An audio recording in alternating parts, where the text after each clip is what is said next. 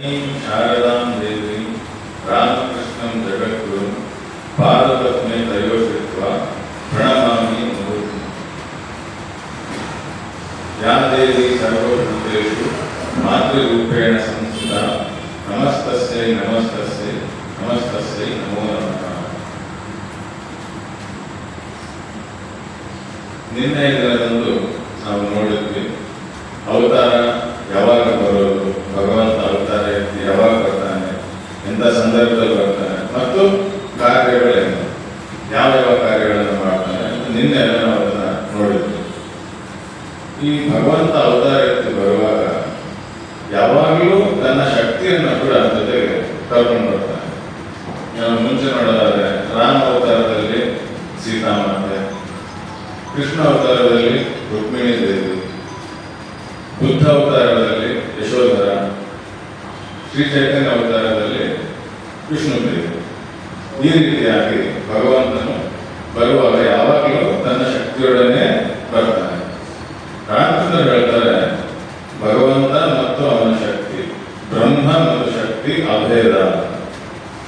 ಹಾಲು ಮತ್ತು ಹಾಲಿನ ಬೆಳಕು ಹೇಗೆ ಅಭೇದವೋ, ಮತ್ತೆ ಅಗ್ನಿ ಮತ್ತೆ ಅದರ ದಾಹಿಕಾ ಶಕ್ತಿ ಅದೇನು ಸುಡುತ್ತಲ್ಲ ಅದು ಹೇಗೆ ಅಭೇದವೋ, ಹಾಗೆ ಭಗವಂತ ಮತ್ತು ತನ್ನ ಶಕ್ತಿ ಕೂಡ ಅಭೇದ. ಈ ಶಕ್ತಿ ಎಷ್ಟು ಶಕ್ತಿಶಾಲಿ ಅನ್ನೋದಕ್ಕೆ ರಾಮಕೃಷ್ಣರ ಒಂದು ತಮಾಷೆಯ ಒಂದು ಕಥೆಯನ್ನು ಹೇಳ್ತಾರೆ, ಒಂದು ಪುರಾಣದ ಕಥೆಯನ್ನು ಹೇಳ್ತಾರೆ. ಈಗ ಅದು ವರಾಹ ರೂಪದ ಅವತಾರ, ವರಾಹ ಅವತಾರ. ವರಾಹ ಅವತಾರದಲ್ಲಿ ಬಂದು ಭೂಮಿ ಮಾತೆಯನ್ನು ಕಾಪಾಡಿ ಆಮೇಲೆ ಹಿರಣ್ಯಾಕ್ಷ ರಾಕ್ಷಸನನ್ನ ಸಂಹಾರ ಮಾಡಾಯಿತು. ಈಗ ಹೋಗ್ಬೇಕು, ವಾಪಸ್ ವೈಕುಂಠಕ್ಕೆ ಹೋಗ್ಬೇಕು ವಿಷ್ಣು ಪರಮಾತ್ಮ. ಆದ್ರೆ ಅವಾಗ ಏನಾಗುತ್ತೆ, ಅದು ಆ ಥರ ಮಾಡಲ್ಲ. ಒಂದು ಕಥೆಯ ಅನುಸಾರವಾಗಿ ಆ ಥರ ಮಾಡಲ್ಲ. ತನ್ನ ಪರಿವಾರವನ್ನು ಶುರು ಮಾಡ್ತಾನೆ.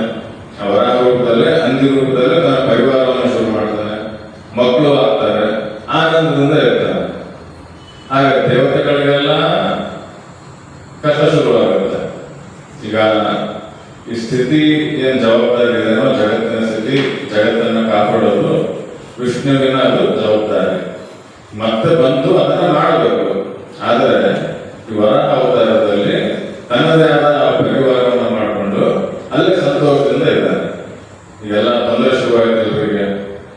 ಅದಕ್ಕೆ ಎಲ್ಲ ದೇವತೆಗಳು ಶಿವನ ಹತ್ರ ಹೋಗ್ತಾರೆ. ಶಿವ ಪರಮಾತ್ಮ, ನೋಡು ವಿಷ್ಣು ಈ ತರ ಮಾಡ್ತಾನೆ, ಹೇಗೆ ಅಂತಾರೆ, ಈ ತರ ಸ್ಥಿತಿ ನಾವು ನೋಡ್ಕೊಳ್ಳೋದು ಯಾರು, ಜಗತ್ತಿನ ಸ್ಥಿತಿ ಯಾರು ಮಾಡೋದು, ನೀನು ಸ್ವಲ್ಪ ಏನಾದ್ರು ಮಾಡಬೇಕು ಅಂತ. ಆಯ್ತು ಸರಿ, ನಾನು ಅದನ್ನು ನೋಡ್ತೀನಿ ಅಂತ ಶಿವ ಹೇಳ್ತಾನೆ. ಆಯ್ತು, ಶಿವ ಬರ್ತಾನೆ. ಭೂಮಿ ಬಂದು ವಿಷ್ಣು ಹತ್ರ, ಆ ಹಂದಿ ರೂಪದಲ್ಲಿ ವಿಷ್ಣು ಹತ್ರ ಮಾತಾಡ್ತಾನೆ. ನೋಡಪ್ಪ, ನೀನು ಈ ತರ ಏನ್ ಮಾಡ್ತಿದ್ದೆ, ನನಗೆ ಸರಿಯಲ್ಲ. ನೀನು ಹಂದಿ ಅಲ್ಲ, ನಿನ್ನ ಸ್ವರೂಪನೇ ಮರ್ತ್ಬಿಟ್ಟಿದ್ಯಾ. ನೀನು ವಿಷ್ಣು, ನಿನ್ನ ಸ್ಥಾನ ಇರೋದು ವೈಕುಂಠದಲ್ಲಿ.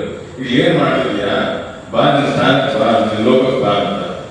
ಅವಾಗ ಅಂತ ಹೇಳುತ್ತೆ, ಇಲ್ಲ ಯಾಕೆ, ಚೆನ್ನಾಗಿದ್ದೀನಿ ನಾನು, ಖುಷಿಯಾಗಿದ್ದೀನಿ, ನನ್ನ ಪರಿವಾರ ಜೊತೆ ಖುಷಿಯಾಗಿದ್ದೀನಿ ನಾನು ಅಂತ ಹೇಳಿ.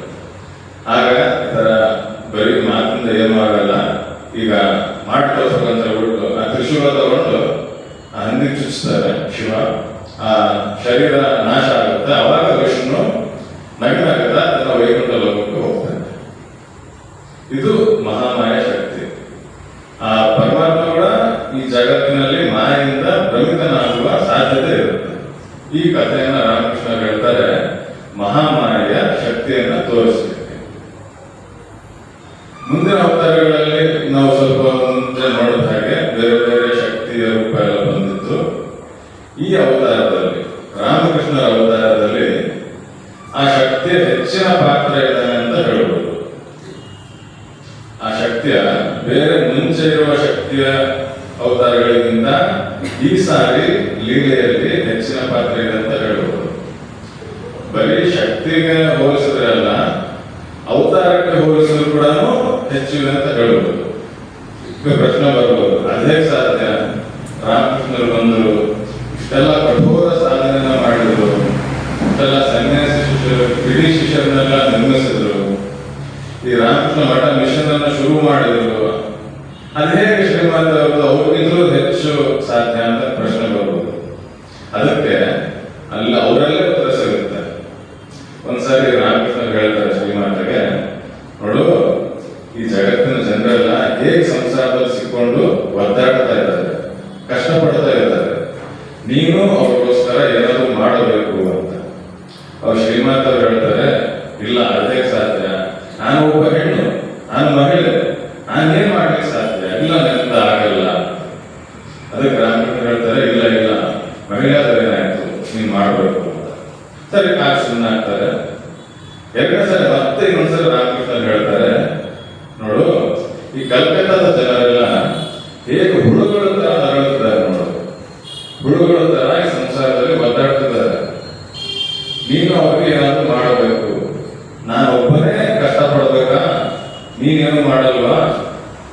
ನಾನೆಲ್ಲ ಇಷ್ಟು ಸನ್ಯಾಸ ಶಿಷ್ಯರನ್ನ ಮತ್ತೆ ಗಿರೀಶರನ್ನ ಮಾಡಿದ್ದೇನೆ, ಆದ್ರೆ ಮಾಡೋದನ್ನು ತುಂಬಾ ಜಾಸ್ತಿ ಇದೆ, ನಾನು ಮಾಡಿದ್ದು ತುಂಬಾ ಸ್ವಲ್ಪ ಮಾತ್ರವೇ, ಕಡಿಮೆನೆ ಅಂತ ಹೇಳ್ತಾರೆ. ಅವಾಗ ಕೂಡ ಶ್ರೀಮಾತ ಹೇಳ್ತಾರೆ, ಇಲ್ಲ ಇಲ್ಲ ನಿಂದಾಗಲ್ಲ, ನಾನು ಮಹಿಳೆ, ನಾನು ಹೆಣ್ಣು, ನನ್ನಿಂದ ಆಗಲ್ಲ ಅಂತ. ಮತ್ತೆ ರಾಮಕೃಷ್ಣ ಹೇಳ್ತಾರೆ, ಇಲ್ಲ ಇಲ್ಲ ನೀನ್ ಮಾಡ್ಲೇಬೇಕು, ಅದೇ ನಿನ್ನ ಲೀಲೆ, ಅದೇನ ಪಾತ್ರ ಈ ಸಾರಿ ಮಾಡಬೇಕು ಅಂತ ಹೇಳ್ತಾರೆ. ಸರಿ ಆಗ ಶ್ರೀಮಾತ ಸುಮ್ಮನೆ ಆಗ್ತಾರೆ. ಆದ್ರೆ ಕಾಲಕ್ರಮೇಣ ಮುಂದೆ ರಾಮಕೃಷ್ಣನ ಮಹಾಸಮಾಧಿ ಆಗುತ್ತೆ. ಆಮೇಲೆ ಅವರು ಇಲ್ಲಿ ಎಲ್ಲ ದೀಕ್ಷೆ ಕೊಡ್ಲಿಕ್ಕೆ ಗುರುಗಳಾಗಿ, ತಾಯಿಯಾಗಿ ತಮ್ಮ ಲೀಲೆಯನ್ನ, ತಮ್ಮ ಜವಾಬ್ದಾರಿಯನ್ನು ಹೋಗ್ತಾರೆ. ಆಮೇಲೆ ಎಷ್ಟೋ ವರ್ಷಗಳ ನಂತರ ಅವ್ರು ಹೇಳ್ತಾರೆ, ಶ್ರೀರಾಮಕೃಷ್ಣ ಏನ್ ಹೇಳಿದ್ರಲ್ಲ ಅದನ್ನ ಅವ್ರು ಹೇಳ್ತಾರೆ, ತುಂಬಾ ವರ್ಷ ಮುಂಚೆ ರಾಮಕೃಷ್ಣರು ನನಗೆ ಈ ತರ ಹೇಳಿದ್ರು, ಈಗ ನಾನು ನೋಡಿದ್ದೀನಿ ಅವರು ಹೇಳಿದ್ದು ಸತ್ಯ, ಈಗ ನನಗೆ ಅರ್ಥ ಆಗ್ತಾ ಇದೆ, ಅವ್ರು ಮಾಡಿದ್ದು ಕಡಿಮೆ, ಇನ್ನೂ ಮಾಡ್ಲಿಕ್ಕೆ ತುಂಬಾ ಇದೆ, ಈಗ ನಾನು ಅದನ್ನ ಮಾಡ್ತಿದ್ದೀನಿ ಅಂತ.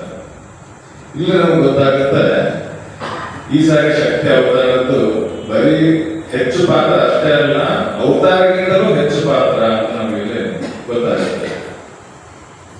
ಇದಕ್ಕೆ ಇನ್ನೊಂದು ಉದಾಹರಣೆ ಕೊಡೋದಾದ್ರೆ, ಒಬ್ರು ಯಾರೋ ಶ್ರೀಮಾತ ಶಿಷ್ಯರು ಕೇಳ್ತಾರೆ, ಅಮ್ಮ ರಾಮಕೃಷ್ಣ ಎಂತ ಮಹಾನ್ ವ್ಯಕ್ತಿ, ಯಾವಾಗ ನೋಡಿದ್ರು ಸಮಾಧಿನಲ್ಲೇ ಇರ್ತಾ ಇದ್ರು, ಯಾವಾಗಲೂ ಭಾವ ನೃತ್ಯ ಈ ತರ ಎಲ್ಲ ಆಗ್ತಾ ಇತ್ತು, ಅಷ್ಟೇ ಅಲ್ಲ ಅವ್ರ ಶಿಷ್ಯರುಗಳು ಎಂತ ಮಹಾನ್ ಮಹಾನ್ ಶಿಷ್ಯರು, ವಿವೇಕಾನಂದರು, ಬ್ರಹ್ಮಾನಂದರು, ಅವರಿಗೆ ಮಾಸು ಮಹಾಶಯರು, ನಾಗ ಮಹಾಶಯರು, ಎಂತ ಮಹಾನ್ ಮಹಾನ್ ಶಿಷ್ಯರು, ಸನ್ಯಾಸಿಗಳಾಯ್ತು ಮತ್ತೆ ಗೃಹಸ್ಥರಾಯ್ತು. ಆದ್ರೆ ನಿನ್ನೆ ಶಿಷ್ಯರುಗಳಾದ್ರೆ ಕಾಣಿಸಲ್ಲ, ಏನ್ ನಿನ್ನೆ ಅವ್ರಿಗೆ ಆಶೀರ್ವಾದ ಮಾಡ್ತಿಲ್ವಾ, ನಿನ್ನ ಅವ್ರಿಗೆ ಜ್ಞಾನ ಮತ್ತು ಭಕ್ತಿ ಕೊಡ್ತಿಲ್ವಾ ಅಂತ ಕೇಳ್ತಾರೆ. ಆ ಶ್ರೀಮಾತರು ಹೇಳ್ತಾರೆ, ನೀನ್ ಶ್ರೀರಾಮಕೃಷ್ಣ ಕಥೆ ಹೇಳ್ತಿದ್ಯಾ, ಅವ್ರೇನ್ ಮಾಡ್ತಿದ್ರು, ಎಲ್ಲ ಒಬ್ಬೊಬ್ಬರನ್ನೇ ಹುಡುಕಿ ಹುಡುಕಿ ಪರೀಕ್ಷೆ ಮಾಡಿ ಮಾಡಿ ಶಿಷ್ಯರನ್ನ ಮಾಡ್ಕೋತಾ ಇದ್ರು. ಯಾರು ಬೇಕು ಅವ್ರನ್ನ ಅವ್ರು ಮಾಡ್ಕೋತಾ ಇರ್ಲಿಲ್ಲ. ಯಾರು ಆಗ್ಲಿ ವಜ್ರದಂತೆ ಪವಿತ್ರರಿರ್ತಾರೋ, ಒಳ್ಳೆಯರಿರ್ತಾರೋ ಅವ್ರನ್ನ ಮಾಡ್ಕೋತಾ ಇದ್ರು, ಅಥವಾ ತಮ್ಮ ಲೀಲೆಗೆ ಸಹಾಯ ಮಾಡಿ ಬಂದವರಿಗೆ ಮಾಡ್ಕೋತಾ ಇದ್ರು. ಆದ್ರೆ ನನಗೇನ್ ಮಾಡಿದ್ದಾರೆ, ಉಳಿದವರೆಲ್ಲ ನನ್ನ ಕಡೆ ತಳ್ಳಿಬಿಟ್ಟಿದ್ದಾರೆ, ಇರುವೆಗಳ ತರ ಸಾಲು ಸಾಲು ಬರ್ತಿದ್ದಾರೆ, ಅದ್ರ 100 ಜನರನ್ನ ನನ್ನ ಕಡೆ ತಳ್ಳಿದ್ದಾರೆ. ನಾನು ಹೇಗೆ ಅವ್ರಿಗೆಲ್ಲ ಸಮಾಧಿ ಭಾವ ಎಲ್ಲ ಕೊಡ್ಲಿ, ನಾನು ಮಾಡ್ತಿರೋದು ಈಗ ಹೆಚ್ಚು, ಏನ್ ಬೇಕೋ ಏನ್ ಅವಶ್ಯಕತೆನೋ ಅದನ್ನ ಮಾಡ್ತಾ ಇದ್ದೀನಿ ಅಂತ ಶ್ರೀಮಾತ ಹೇಳ್ತಾರೆ. ಈಗ ಅವರು ಜಗತ್ತಿಗೆ ತಾಯಿ, ಜಗನ್ಮಾತೆ. ಈಗ ನಾವು ನೋಡಿದ್ವಲ್ಲ, ಶುರು ಮಾಡುವಾಗ ಚಂಡಿಯಲ್ಲಿ ಆ ಶ್ಲೋಕ ಬರುತ್ತೆ, ಯಾ ದೇವಿ ಸರ್ವಭೂತೇಷು ಮಾತೃರೂಪೇಣ ಸಂಸ್ಥಿತ ನಮಸ್ತಸ್ತೆ ನಮಸ್ತಸ್ತೆ ನಮಸ್ತಸ್ತೆ ನಮೋ ನಮಃ ಅಂತ. ಆ ಶ್ಲೋಕದಲ್ಲಿ ಬರೋ ಮಾತೃತ್ವ ಏನೋ ಅದೇ ಆ ಜಗನ್ಮಾತೆ ಮಾತೃತ್ವ.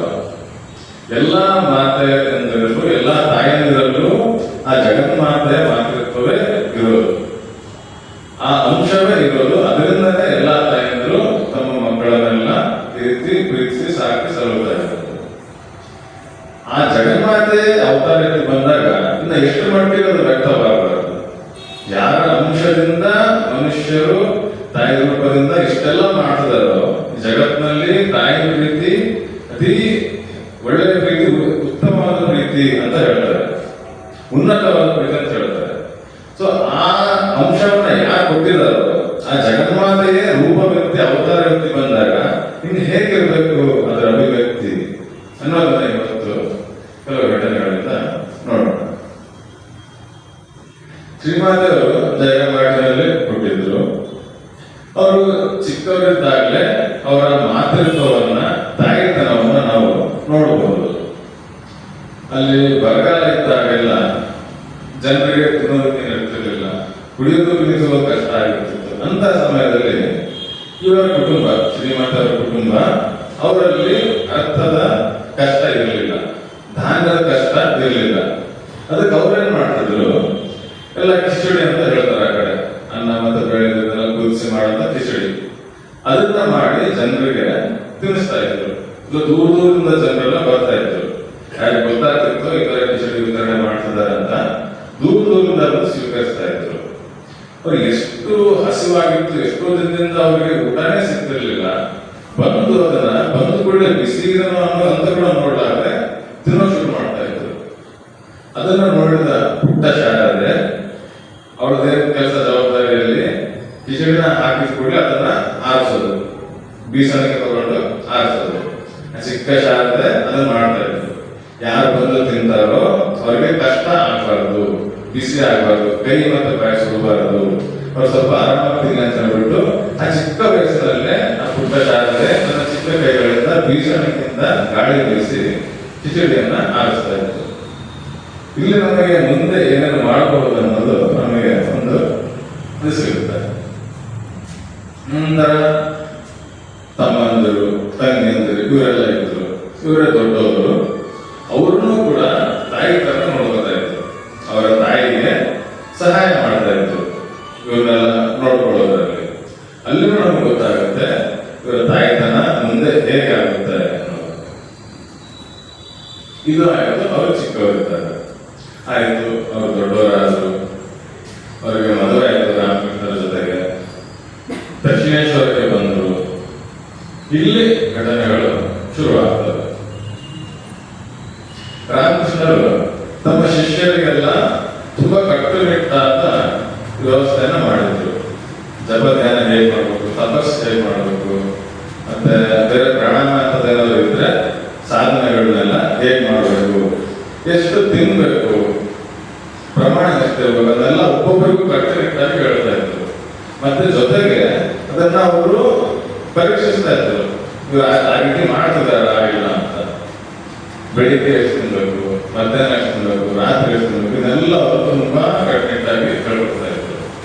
ಅವ್ರು ಹೇಳೋದಂದ್ರೆ ಮಧ್ಯಾಹ್ನ ಪರವಾಗಿಲ್ಲ, ಎಷ್ಟಾದ್ರೂ ತೊಂದರೆ ಇಲ್ಲ, ಆದ್ರೆ ರಾತ್ರಿ ತುಂಬಾ ನಿಯಮಿತವಾಗಿ ತಿನ್ಬೇಕು ಅಂತ. ಎಷ್ಟು ಮಟ್ಟಿಗೆ ಅಂದ್ರೆ ಪ್ರತಿಯೊಂದು ಶಿಷ್ಯರಿಗೂ ಅವರು ಇಷ್ಟಿಷ್ಟು ಚಪಾತಿ, 3 ಚಪಾತಿ, 4 ಚಪಾತಿ ಈ ತರ ಅಂತೆಲ್ಲ ನಂಬರ್ ಫಿಕ್ಸ್ ಮಾಡಿದ್ರು. ಅವರಿಗೆ ಅಕಸ್ಮಾತ್ ಏನಾದ್ರು ಸಂಶಯ ಬಂದ್ರೆ ಅದನ್ನ ಪಾಲಿಸ್ತಾರೋ ಇಲ್ಲ ಅಂತ ಅವ್ರು ಅದನ್ನ ಕೇಳ್ತಾ ಇದ್ರು ಕೂಡ. ನೀನ್ ಆ ರೀತಿ ಮಾಡ್ತಿದ್ಯಾ, ಅಷ್ಟೇ ತಿಂತಿದ್ಯಾ ಅಥವಾ ಜಾಸ್ತಿ ತಿಂತಿದ್ಯಾ ಅಂತ. ಹೀಗಿದ್ದಾಗ ಸ್ವಾಮಿ ಯೋಗಾನಂದನ ಕೇಳ್ತಾರೆ, ಅವಾಗ ಯೋಗ ನೀನ್ ಎಷ್ಟು ತಿಂತಾ ಇದ್ದೀರಾ ಅಂತ. ಅವ್ರು ಹೇಳ್ತಾರೆ ಇಷ್ಟು ತಿಂತಾ ಇದ್ದೀನಿ ಅಂತ. ಅದು ಜಾಸ್ತಿ. ಅವ್ರು 4 ಅಂತ ಹೇಳಿದ್ರೆ ಅವ್ರು 6 ತಿಂತಿರ್ತಾರೆ. ಯಾಕೆ ತರ ಮಾಡ್ತಾರೆ ಅಂತ ಹೇಳಿಲ್ಲ, ಶ್ರೀಮಾತೆಯವರು ತಿನ್ನು ಅಂತ ಹೇಳ್ತಿದ್ದಾರೆ, ಏನೋ ಆಗ ತಿನ್ನು ಅಂತ ಹೇಳ್ತಾರೆ.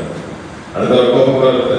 ಏನಿದೆ, ನಾನು ಇವರಿಗೆ ಸಮಾಧಾನ ಮಾಡ್ಲಿಕ್ಕೆ ಅಂತ ನಾನು ಕರ್ಕೊಂಡು ಬಂದ್ರೆ ಇಲ್ಲಿ ಸಾಧನೆ ಮಾಡೋದನ್ನ ನಾನು ಹೇಳ್ಕೊಡ್ತಿದ್ದೀನಿ, ಆದ್ರೆ ಈ ತರ ಹೆಚ್ಚು ಹೆಚ್ಚು ತಿನ್ನಿಸಿ ಅವ್ರಿಗೆ ನಿದ್ದೆ ಮಾಡ್ಬೇಕಾ? ದಕ್ಷಿಣೇಶ್ವರಕ್ಕೆ ಅವ್ರಿಗೆ ನಿದ್ದೆ ಮಾಡ್ಲಿಕ್ಕೆ ಬಂದಾರ? ಇಲ್ಲ, ಅವರು ಸಾಧನೆ ಮಾಡ್ಲಿಕ್ಕೆ ಬಂದಾರೆ. ಹೆಚ್ಚು ತಿಂದ್ರೆ ನಿದ್ದೆ ಬರುತ್ತೆ, ಸಾಧನೆ ಮಾಡೋಕೆ ಆಗಲ್ಲ. ಸರಿ, ಇವತ್ತಿನ ಸರಿಪಡಿಸ್ಬೇಕಂತ ಹೇಳ್ಬಿಟ್ಟು ಅವ್ರು ಹೋದ್ರು. ನಾವು ಹತ್ರ ಹೋದ್ರು, ಶ್ರೀಮಾತರ ಹತ್ರ ಹೋದ್ರು. ಅಲ್ಲಿ ಅವ್ರನ್ನ ಜಗಳ ಶುರು ಮಾಡಿದ್ರು. ಏನ್ ಮಾಡ್ತಿದ್ದೆ ನೀನು, ನಾನು ಅವ್ರಿಗೆ ಇಷ್ಟೇ ತಿನ್ನು ಅಂತ ಹೇಳಿದ್ದೆ, ನೀನ್ ಯಾಕೆ ಜಾಸ್ತಿ ತಿನ್ನಿಸ್ತಿದ್ಯಾ ನೀನು ಅಂತ. ಶ್ರೀಮಾತ ಹೇಳ್ತಾರೆ, ಇಲ್ಲ ಅದೇನು ಸ್ವಲ್ಪ ತಿಂದ್ರೆ ಏನಾಗುತ್ತೆ, ಪರವಾಗಿಲ್ಲ. ಅದಕ್ಕೆ ಹೇಳ್ತಾರೆ, ಇಲ್ಲ ಇಲ್ಲ ಹಂಗೆಲ್ಲ ನೀನು ತಪ್ಪು ಮಾಡೋದನ್ನ, ಜಾಸ್ತಿ ಕೊಡಬಾರ್ದು, ನಾನು ಎಷ್ಟು ಕೊಟ್ಟಿರ್ತೀನೋ ಅಷ್ಟೇ ಆಗಬೇಕು ಅಂತ ಹೇಳ್ತಾರೆ. ಆಗ ಶ್ರೀಮಾತರು ಹೇಳ್ತಾರೆ, ನೋಡಿ ಶ್ರೀರಾಮಕೃಷ್ಣರನ್ನ ಅವರು ಗುರು ಅಂತ ಒಪ್ಕೊಂಡಿದ್ದಾರೆ, ದೇವತೆ ಇಷ್ಟ ದೇವತೆ ಅಂತ ಕೂಡ ಪೂಜಿಸ್ತಾರೆ. ಆದ್ರೆ ಯಾವಾಗ ಅವರು ತಮ್ಮ ತಾಯಿತನಕ್ಕೆ ಅವರು ಪ್ರಶ್ನೆಯನ್ನು ಹುಟ್ಟಿದ್ರು, ಯಾವಾಗ ಅವರು ತಾಯಿತನಕ್ಕೆ ಚಾಲೆಂಜ್, ಅವ್ರು ಡಿಪಾರ್ಟ್ಮೆಂಟ್ಗೆ ಹೋಗಿ ಚಾಲೆಂಜ್ ಮಾಡಿದ್ರು, ಅವರು ಎದ್ದು ನಿಲ್ತಾರೆ. ಹೇಳ್ತಾರೆ, ನೀವು ಅದ್ರ ಬಗ್ಗೆ ಚಿಂತೆ ಮಾಡೋದು ಬೇಕಿಲ್ಲ, ನಾನ್ ನೋಡ್ಕೋತೀನಿ ಅಂತ. ಅವ್ರ ಜಪದೇನ ಏನಿದೆ, ಅವ್ರ ತಪಸ್ಸೆ ಏನಿದೆ, ಅವ್ರ ಆಧ್ಯಾತ್ಮಿಕ ಜೀವನ ಏನಿದೆ, ಅದನ್ನ ನಾನ್ ನೋಡ್ಕೋತೀನಿ. ನೀವು ಅದ್ರ ಬಗ್ಗೆ ಚಿಂತೆ ಮಾಡೋದೇನು ಬೇಕಿಲ್ಲ ಆಶ್ಚರ್ಯ ಏನಂದ್ರೆ ಅದನ್ನು ಕೇಳ್ಬಿಟ್ಟು ರಾಮಕೃಷ್ಣನಿಗೆ ಕೋಪ ಬರಲ್ಲ, ಖುಷಿ ಆಗ್ತಾರೆ ಅವರು. ಈಗ ಸಾಮಾನ್ಯವಾಗಿ ಏನಾಗುತ್ತೆ, ಗಂಡ ಏನಾಗುತ್ತೆ ಹೇಳ್ತಿ ಕೇಳಬೇಕು, ಕೇಳಿಲ್ಲ ಅಂದ್ರೆ ಜಗಳ ಬರುತ್ತೆ. ಅದು ಇಂಥ ಸೆನ್ಸಿಟಿವ್ ಸೂಕ್ಷ್ಮ ವಿಚಾರದಲ್ಲಂತೂ ಇನ್ನೂ ಜಾಸ್ತಿ ಇದೆ. ಅಂಥದ್ರಲ್ಲಿ ರಾಮಕೃಷ್ಣರು ಸಾಧನೆ ಬಗ್ಗೆ, ಆಧ್ಯಾತ್ಮಿಕ ಜೀವನದ ಬಗ್ಗೆ ಹೇಳಿದಾಗ ಶ್ರೀಮಾತರು ಈ ತರ ಹೇಳಿದ್ರು, ಅವರಿಗೆ ಎದುರಾಗಿ ನಿಂತರು. ಅದಕ್ಕೆ ರಾಮಕೃಷ್ಣರು ಸಂತೋಷ ಪಟ್ಟರು. ಯಾಕೆ ಅಂದ್ರೆ, ಓ ಇವಳಿಗಾಗಲೇ ಜವಾಬ್ದಾರಿಯನ್ನು ತಗೋತಾ ಇದ್ದಾಳೆ, ತಾಯಿ ಆ ಜವಾಬ್ದಾರಿ ಇದೆ, ಮತ್ತೆ ಗುರುವಿನ ಜವಾಬ್ದಾರಿಯು ಈಗಾಗಲೇ ತಗೋತಾ ಇದ್ದಾಳೆ ಅಂತ ಅವ್ರಿಗೆ ಖುಷಿ ಆಯ್ತು. ಖುಷಿಯಾಗಿ ನಕ್ಕು ವಾಪಸ್ ಬರ್ತಾರೆ. ಸೊ ಇಲ್ಲಿ ಶ್ರೀಮಾನವರೇ ಗೆಲ್ತಾರೆ, ರಾಮಕೃಷ್ಣರು ಸೋಲ್ತಾರೆ. ಇದು ಆಯ್ತು ಅವರ ತಾಯ್ತನದ ಇದು. ಅದಾದ ನಂತರ ಅಲ್ಲಿ ರಾಮಕೃಷ್ಣರು ಯಾವಾಗ ಊಟ ಮಾಡ್ತಿರ್ತಾರೋ, ಊಟ ಮಾಡುವಾಗೆಲ್ಲ ಶ್ರೀಮಾತೆಯವರು ತಟ್ಟೆಯಲ್ಲಿ ಊಟವನ್ನು ತಗೊಂಡು ಹೋಗಿ ಕೊಡ್ತಿರ್ತಾರೆ ಅವರಿಗೆ.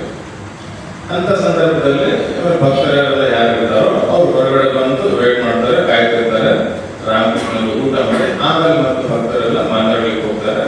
ಆ ಧರ್ಮ ಚರ್ಚೆ, ನೃತ್ಯ, ಭಜನೆ ಇದೆಲ್ಲ ಆಗ್ತಿರ್ತಾರೆ.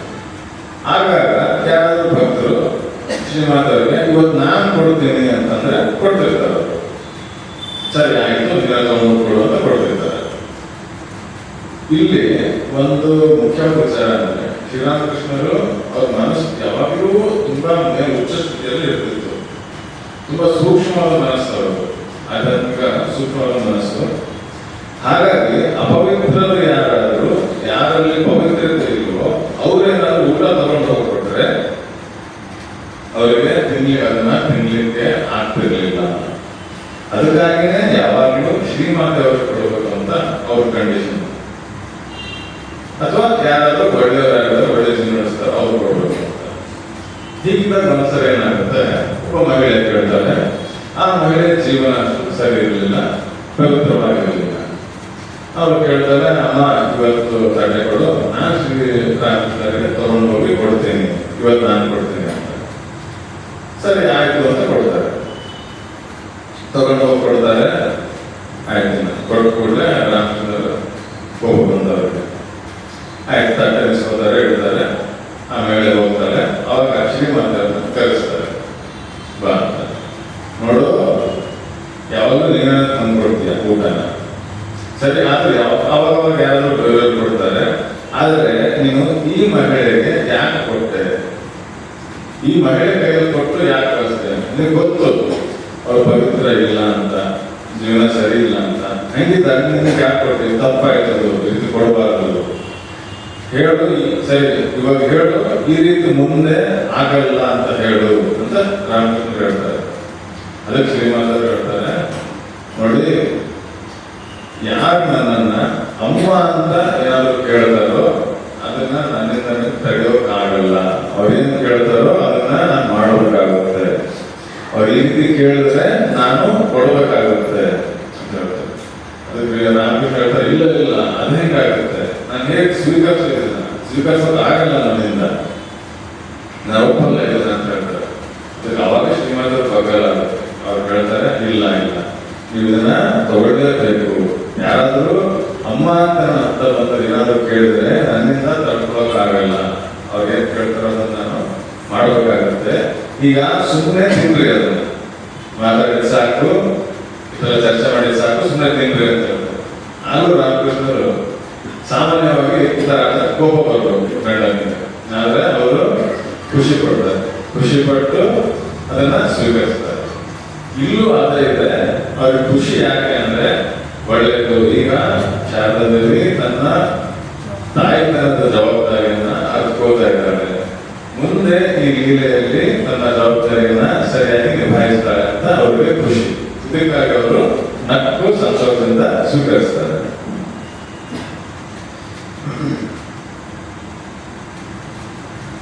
ಅದಾದ ನಂತರ ಎಷ್ಟೋ ಜನ ಭಕ್ತರೆಲ್ಲ ಬರ್ತಿದ್ರು, ತುಂಬಾ ಜನ ಭಕ್ತರು ಬರ್ತಿದ್ರು. ಎಲ್ರಿಗೂ ಅಡುಗೆ ಮಾಡೋದು ಶ್ರೀಮಾತವರೇ. ಈಗ ರಾಮಚಂದ್ರ ದತ್ತ, ರಾಮಕೃಷ್ಣರ ಗಿಳಿ ಭಕ್ತ, ತುಂಬಾ ಸಾರಿ ಬರೋದು, ತುಂಬಾ ಸಹಾಯ ಮಾಡೋದೆಲ್ಲ ಇತ್ತು. ಅವರೆಲ್ಲ ಬಂದ ಕೂಡಲೇ ಇವತ್ತು ನಾನು ಈ ರೀತಿ ಅಡುಗೆ ಬೇಕು ಅಂತ ಅನೌನ್ಸ್ ಮಾಡ್ಬಿಡೋದು. ಶ್ರೀಮಂತರನ್ನು ಕೇಳಿದ ತಕ್ಷಣ ಮಾಡೋದು ಶುರುವಾಗ್ಬೋದು. ಮತ್ತೆ ಅವರಾಯ್ತು ಇನ್ನು ಬೇರೆ ಯಾವ್ಯಾವ ಭಕ್ತರುಗಳು ಬರ್ತಿದ್ರು, ಅವ್ರಿಗೆ ಯಾವ ರೀತಿ ಬೇಕು, ನರೇಂದ್ರನಿಗೆ ಯಾವ ರೀತಿ ಬೇಕು, ರಾಖಾಲಿಗೆ ಯಾವ ರೀತಿ ಬೇಕು, ಆ ರೀತಿ ಎಲ್ಲ ಅಡಿಗೆ ಮಾಡಿ ತಮ್ಮ ಭಕ್ತರಿಗೆಲ್ಲ ಉಣಿಸ್ತಾ ಇದ್ರು. ತಮ್ಮ ತಾಯ್ತನವನ್ನು ಅವರಿಗೆ ಆ ಪ್ರೀತಿಯನ್ನ ಹರಿಸ್ತಾ ಇದ್ರು. ಅವರು ಸಂಘ ಜನನಿಗೂ ಹೌದು, ಎಲ್ಲರಿಗೂ ಜನನಿ. ಮತ್ತು ರಾಮಕೃಷ್ಣ ಸಂಘ ಏನಿದನೋ ಅದಕ್ಕೂ ಕೂಡ ಅವರು ಜನನಿ. ಸಂಘ ಶುರುವಾಗುವುದಕ್ಕಿಂತ ಮುಂಚೆನೆ, ಸಂಘ ಏನು ಪ್ರಾರಂಭ ಆಗಿರಲಿಲ್ಲ, ಅದ್ರ ಮುಂಚೆನೆ ಅವರು ಸಂಘ ಜನನಿಯಾಗಿ ಕಾಣಿಸ್ಕೊಳ್ತಾರೆ. ಅದು ಹೇಗೆ ಅಂದ್ರೆ, ಸ್ವಾಮಿ ವಿವೇಕಾನಂದರು ಮುಂಚೆ ಅವರ ಹೆಸರು ಗೋಪಾಲ ಅಂತ, ಗೂಢ ಗೋಪಾಲ ಅಂತ ಹೇಳ್ತಾ ಇದ್ರು. ತಮ್ಮ ಎಲ್ಲಾ ಶಿಷ್ಯರಲ್ಲಿ, ಸನ್ಯಾಸಿ ಶಿಷ್ಯರಲ್ಲಿ, ರಾಮಕೃಷ್ಣರ ಸನ್ಯಾಸಿ ಶಿಷ್ಯರಲ್ಲಿ ಈ ಅದ್ವೈತಾನಂದರೆ ಅವ್ರಿಗಿಂತಲೂ ಹೆಚ್ಚು ವಯಸ್ಸಿನವರು. ಅದಕ್ಕಾಗಿ ಅವರು ತಮಾಷೆಯಿಂದ ಗೂಢ ಗೋಪಾಲ ಅಂತ ಕರೀತಾ ಇದ್ರು. ಗೂಢ ಅಂದ್ರೆ ಮುದುಕ ಅಂತ, ಮುದಿ ಗೋಪಾಲ ಅಂತ ಕರೀತಾ ಇದ್ರು. ಸೊ ಒಂದ್ಸಲ ಅವ್ರು ಏನ್ ಮಾಡ್ತಾರೆ, ಕಾಶಿಪುರದಲ್ಲಿರುವಾಗ ಅವರು ಗೆರುವ ಬಟ್ಟೆ, ಈ ಕಾವಿ ಬಟ್ಟೆಯನ್ನ ತಗೊಂಡು ಬರ್ತಾರೆ. ಕಾವಿ ಬಟ್ಟೆ ಮತ್ತು ರುದ್ರಾಕ್ಷಿಯನ್ನ ತಗೊಂಡು ಬರ್ತಾರೆ. 12 ಕಾವಿ ಬಟ್ಟೆ ಮತ್ತು ರುದ್ರಾಕ್ಷಿಯನ್ನ ತಗೊಂಡು ಬರ್ತಾರೆ. ಅವರು ರಾಮಕೃಷ್ಣರಿಗೆ ಹೇಳ್ತಾರೆ, ನಾನು ಇದನ್ನೆಲ್ಲ ತಗೊಂಡು ಬಂದಿದ್ದೀನಿ, ಇದನ್ನ ನಾನು ಸನ್ಯಾಸಿಗಳಿಗೆ ಕೊಡಬೇಕಂತ ಇದ್ದೀನಿ ಅಂತ ಹೇಳ್ತಾರೆ. ಅವಾಗ ರಾಮಕೃಷ್ಣ ಹೇಳ್ತಾರೆ, ಇದೆಲ್ಲೋ ಹೊರಗಡೆ ಹುಡ್ಕೊಂಡು ಹೋಗ್ತೀಯ, ಇಲ್ಲಿ ಇದರಲ್ಲ ನರೇಂದ್ರ, ರಾಖಾಲ, ಇವ್ರಿಗಿಂತ ಸನ್ಯಾಸಿಗಳು ನಿನಗೆ ಹೊರಗಡೆ ಎಲ್ಲೂ ಸಿಗಲ್ಲ, ಇವ್ರಿಗೆ ಕೊಡೋದು ನೀನು ಇದನ್ನ ಅಂತ ಹೇಳ್ತಾರೆ. ಖುಷಿಯಾಗುತ್ತೆ ದ್ವೈತಾನಂದರಿಗೆ, ಗುಳಗೋಪಾಲ್ಗೆ. ಅವ್ರ ಕೈಯಲ್ಲೇ ಕೊಡ್ತಾರೆ, ಸರಿ ನೀವೇ ಇವರಿಗೆ ಇದನ್ನ ವಿತರಣೆ ಮಾಡ್ಬಿಡಿ ಅಂತ. ಆಗ ಅವರು ಅಲ್ಲಿಂದ 11 ಜನರಿಗೆ ಕೊಡ್ತಾರೆ. ಒಂದು ಸೆಟ್ನ, ಒಂದು ಬಟ್ಟೆನ ಸೈಡಿಗೆ ಇಟ್ಟು ಇದನ್ನ ಗಿರೀಶ್ಗಾಗಿ ಅಂತ ಅವರು ಬದಿಗಿಳಿಸ್ತಾರೆ. ಆಗ ಸರಿ ಅಲ್ಲೇ ನಾವು ಅರ್ಥ ಮಾಡ್ಕೋಬೇಕು, ಈ ರಾಮಕೃಷ್ಣ ಸಂಘದ ಮೊದಲ ಚಾಲನೆ ಅಲ್ಲಿ ಆಗಿತ್ತು ಅಂತ ಅರ್ಥ ಮಾಡ್ಕೋಬೇಕು. ಸನ್ಯಾಸ ಬಟ್ಟೆಯನ್ನು ಕೊಟ್ಟರು, ಸನ್ಯಾಸವನ್ನೇ ಕೊಟ್ಟಂಗಾಯಿತು. ಅಲ್ಲಿಂದ ರಾಮಕೃಷ್ಣ ಮಠ ಮತ್ತು ರಾಮಕೃಷ್ಣ ಮಿಷನ್ ಶುರುವಾಯಿತು, ಪ್ರಾರಂಭವಾಯಿತು. ಆಯ್ತು, ಸನ್ಯಾಸ ಅಂತೂ ಆಯ್ತು. ಈಗ ಭಿಕ್ಷೆ ತಗೋಬೇಕಲ್ಲ, ಸನ್ಯಾಸಿಯನ್ನು ಭಿಕ್ಷೆ ತಗೊಂಡೆ ಎಲ್ಲ ಮಾಡೋದು, ಭಿಕ್ಷೆ, ಬದುಕರಿ ಭಿಕ್ಷೆ. ಈಗ ಭಿಕ್ಷೆಗಾಗಿ ಹೋಗ್ಬೇಕಂತ ರಾಮಕೃಷ್ಣ ಹೇಳ್ತಾರೆ. ಸರಿ, ನೀವು ಸನ್ಯಾಸ ತಗೊಂಡಾಯ್ತೀಗ ಎಲ್ಲ ಭಿಕ್ಷೆ ಮಾಡ್ಕೊಂಡು ಬನ್ನಿ ಅಂತ. ಅವಾಗ ನರೇಂದ್ರ ಹೇಳ್ತಾನೆ, ಭಿಕ್ಷೆಗೆ ಹೋಗೋದು ಸರಿ, ಆದ್ರೆ ನಾವು ಯಾರ ಹೋಗೋದು, ಶ್ರೀಮಾತೆಯವರ ಹತ್ರ ಹೋಗೋಣ. ಈಗ ಸನ್ಯಾಸ ಆದ್ಮೇಲೆ ತಾಯಿ ಹತ್ರ ಪ್ರಥಮ ಭಿಕ್ಷೆ ತಗೊಳ್ಳೋದು ಶುಭಕಾರ, ಮಂಗಳ ಅಂತ ಹೇಳ್ತಾರೆ. ಆಗ ನರೇಂದ್ರನಾಥ್ ಹೇಳ್ತಾನೆ, ಸರಿ ನಾವೆಲ್ಲರೂ ಹೋಗಿ ಶ್ರೀಮಾತೆಯವರ ಹತ್ರ ಭಿಕ್ಷೆನ ತಗೊಳ್ಳೋಣ. ಎಲ್ಲರೂ ಹೋಗ್ತಾರೆ ಶ್ರೀಮಾತೆಯವರ ಹತ್ರ. ಅನ್ನಪೂರ್ಣ ಸ್ತೋತ್ರವನ್ನ ಹಾಡ್ತಾ ಭಿಕ್ಷೆಯನ್ನ ಕೇಳ್ತಾರೆ.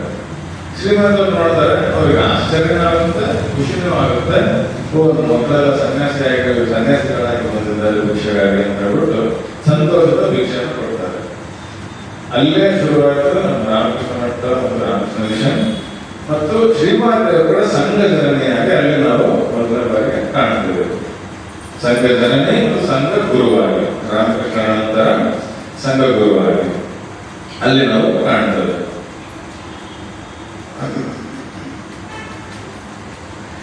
ಸರಿ ಆಯ್ತು, ಅಷ್ಟೆಲ್ಲ ಕಾಶಿಪುರದಲ್ಲಿ ರಾಮಕೃಷ್ಣರಿದ್ರು, ಅವರ ಅಂತ್ಯ ಲೀಲೆಯನ್ನು ಕೂಡ ಅಲ್ಲಿ ಮಾಡಿದ್ರು.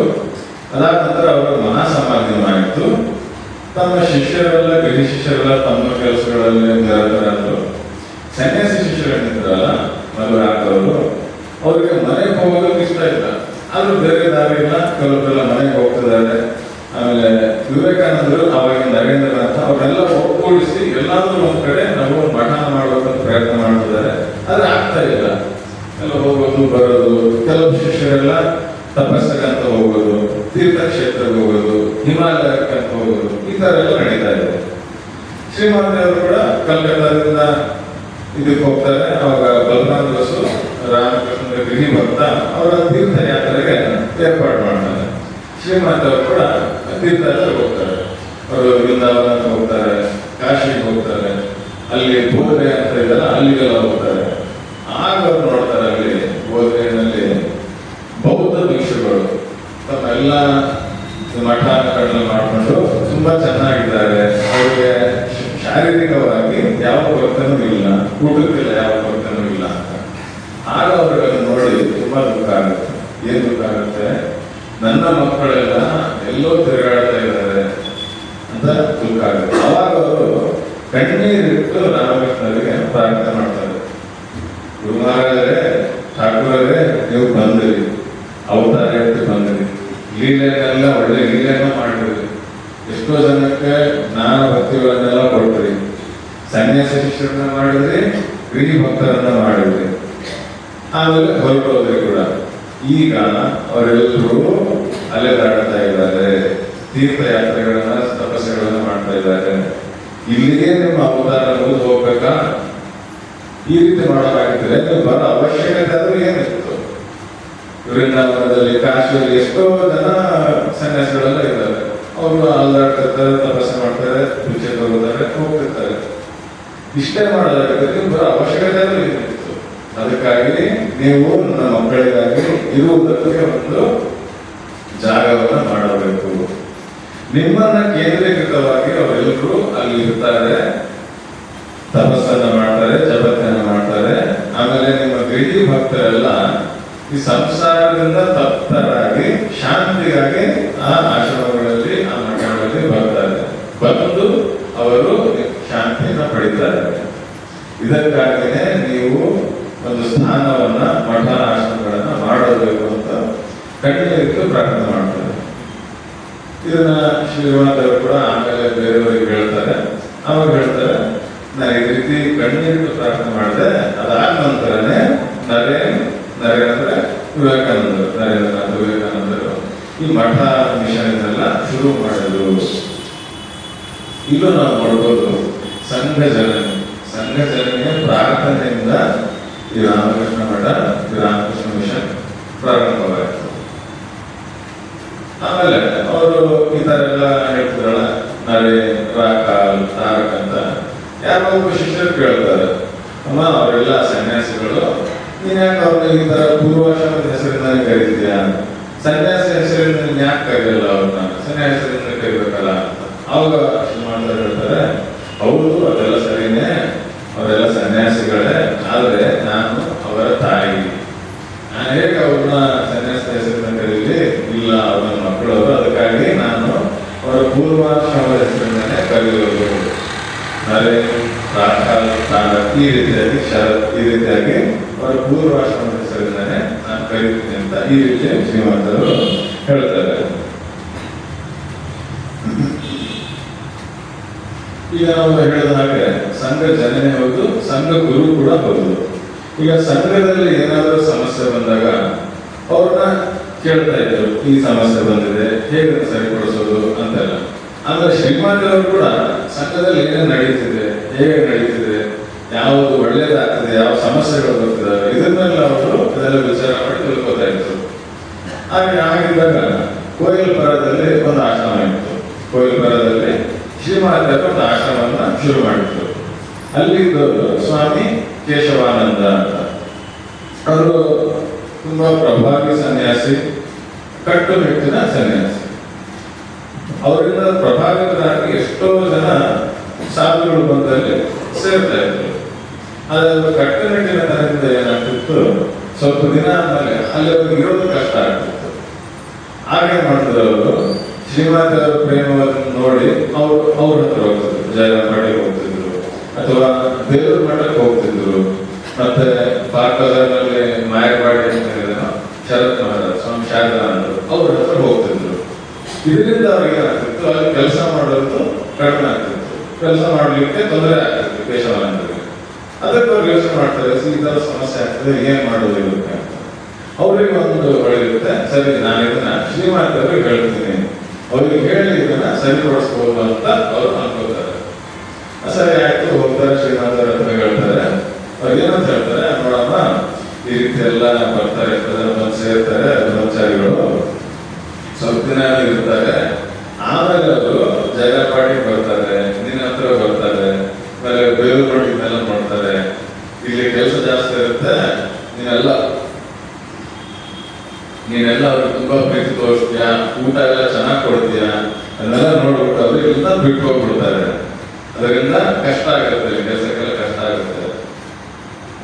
ಅದನ್ನ ನೀನೇನ್ ಮಾಡ್ಬೇಕು, ಅವರಿಗೆ ಹೇಳ್ಬೇಕು, ನೀವೆಲ್ಲ ಎಲ್ಲೂ ಹೋಗ್ಬಾರ್ದು, ಇಲ್ಲೇ ಇರ್ಬೇಕು ಅಂತ ಇಷ್ಟು ಹೇಳಿದ್ರೆ ಪರವಾಗಿಲ್ಲ, ಸರಿ ಹೋಗ್ತಿತ್ತು.